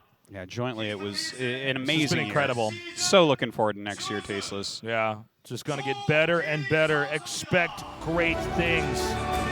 As now we award the second place player. Whoa. You know, I'm just waiting to see which StarCraft 2 pro is going to return to StarCraft 1 to win Season 3. next season. You know what I mean? Now, here's the thing, guys. If you watched us with award ceremonies, we know that Seolki has to hold the check, the trophy, and the flowers. Yet he only has 2 hands. Will he be able to do it? Well, the fact that he got those 3 sunks up at his 7th base Yeah. or 8th base, I'm pretty sure he has a 3rd hand in there somewhere. Yeah, you're right. Tasteless. He actually might. One coming right out of his back. As you know, we'll have another season of KSL next season. Shout out to your fans who has came all the way for you. Second place once again. I do really feel sorry for all the fans who have been supporting me. But I'm only here because of you, because of all the fans. I'm still dreaming. And I do want to congratulate Seolki for becoming the champion. I will try harder. I will play a lot more StarCraft until I become the champion. And in the future, I will be better. I will be playing better games. Continue to support for me because I will come back as a better player. And thank you all the fans for coming out. It's really cold out there. And I do want to say thank you once again. He is just such a classy dude. Indeed. All right, guys. Now it's time to give the first place award. Again, the trophy, the check, the flowers. You cannot have an esports champion without a bouquet of flowers. Because if there's one thing that nerds love, it's gardening. That's right. You said it. You probably said it at the same time I did. We love plants. It's also a very figurative thing, Tasteless. You got to stop and smell the flowers. Yeah, that's, you won your KSL. Yeah. All right, here we go. See, we only have those little steam cannons for the winners. That's what you get. You get the smoke shots. Here you go. Oh, flowers. Good. I love these. But you have... Oh, there it is. My check. Oh, that's perfect. Yeah, money's pretty cool, too. I might buy more flowers with these. Oh, and I see he's getting an assist here. 30 million won. Wow. That is $1 million billion. That's right. You saw it here. He's the richest man in the world. We're actually destroying the Earth's economy for That's Seolki. right, But yes. it's, you know what? It's well deserved. If you win a big StarCraft 1 tournament, you should be able to destroy the Earth, basically. Yeah, pretty much. Woo! confetti. It's snowing. It's Christmas. It's finally here. All I want for Christmas is to be a KSL champion. Santa, can you make it come true? Unfortunately, Tasteless, no. He cannot make it come true. Tasteless, you've been a naughty boy this year. And therefore, you'll be stuck in D rank forever. Damn, Santa. It's brutal. Right It's now, worse than Cole. Santa's making your presents right now. His little elves are busy loading his sled. Those elves that wish to be free. Oh, sorry, guys. I guess we're going to be on camera now. Yeah. Yeah. I guess I it's was our just getting turn into finally. this whole Santa Claus story. Guys, this has been a great year. Thank you so much for joining us. We love you guys. Great work as always, Artosis. You too, Tasteless. That's it. It's time to It's been great. celebrate It's Christmas. been great. Watch and the New StarCraft Year. 1 and StarCraft 2 next year. Yeah. And I mean, for the rest of the year, watch what you can. MPL, KCM, some StarCraft 2 stuff coming up, some smaller stuff. Check it all out. And Keep we will be supporting back. and loving the games. We will be back next year to do all the StarCraft stuff like we've always been doing. We love Indeed. you guys. Thank you for joining us. Have a wonderful, I can't close it out yet. Have a wonderful holiday season. And a Happy New Year. And a Happy New Year. Yeah. For us, we're just going to do the same thing as always. Yeah. It's the only thing we can do. Wait for the next league to start and then That's cast right. it.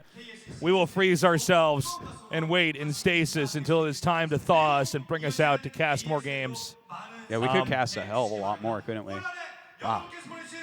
We have a little bit of time off, Artosis. Sad. But thanks for watching, guys. That's it. It's been great. I think we can close it out now, guys. We love you. We will see you next year. Have a Happy New Year.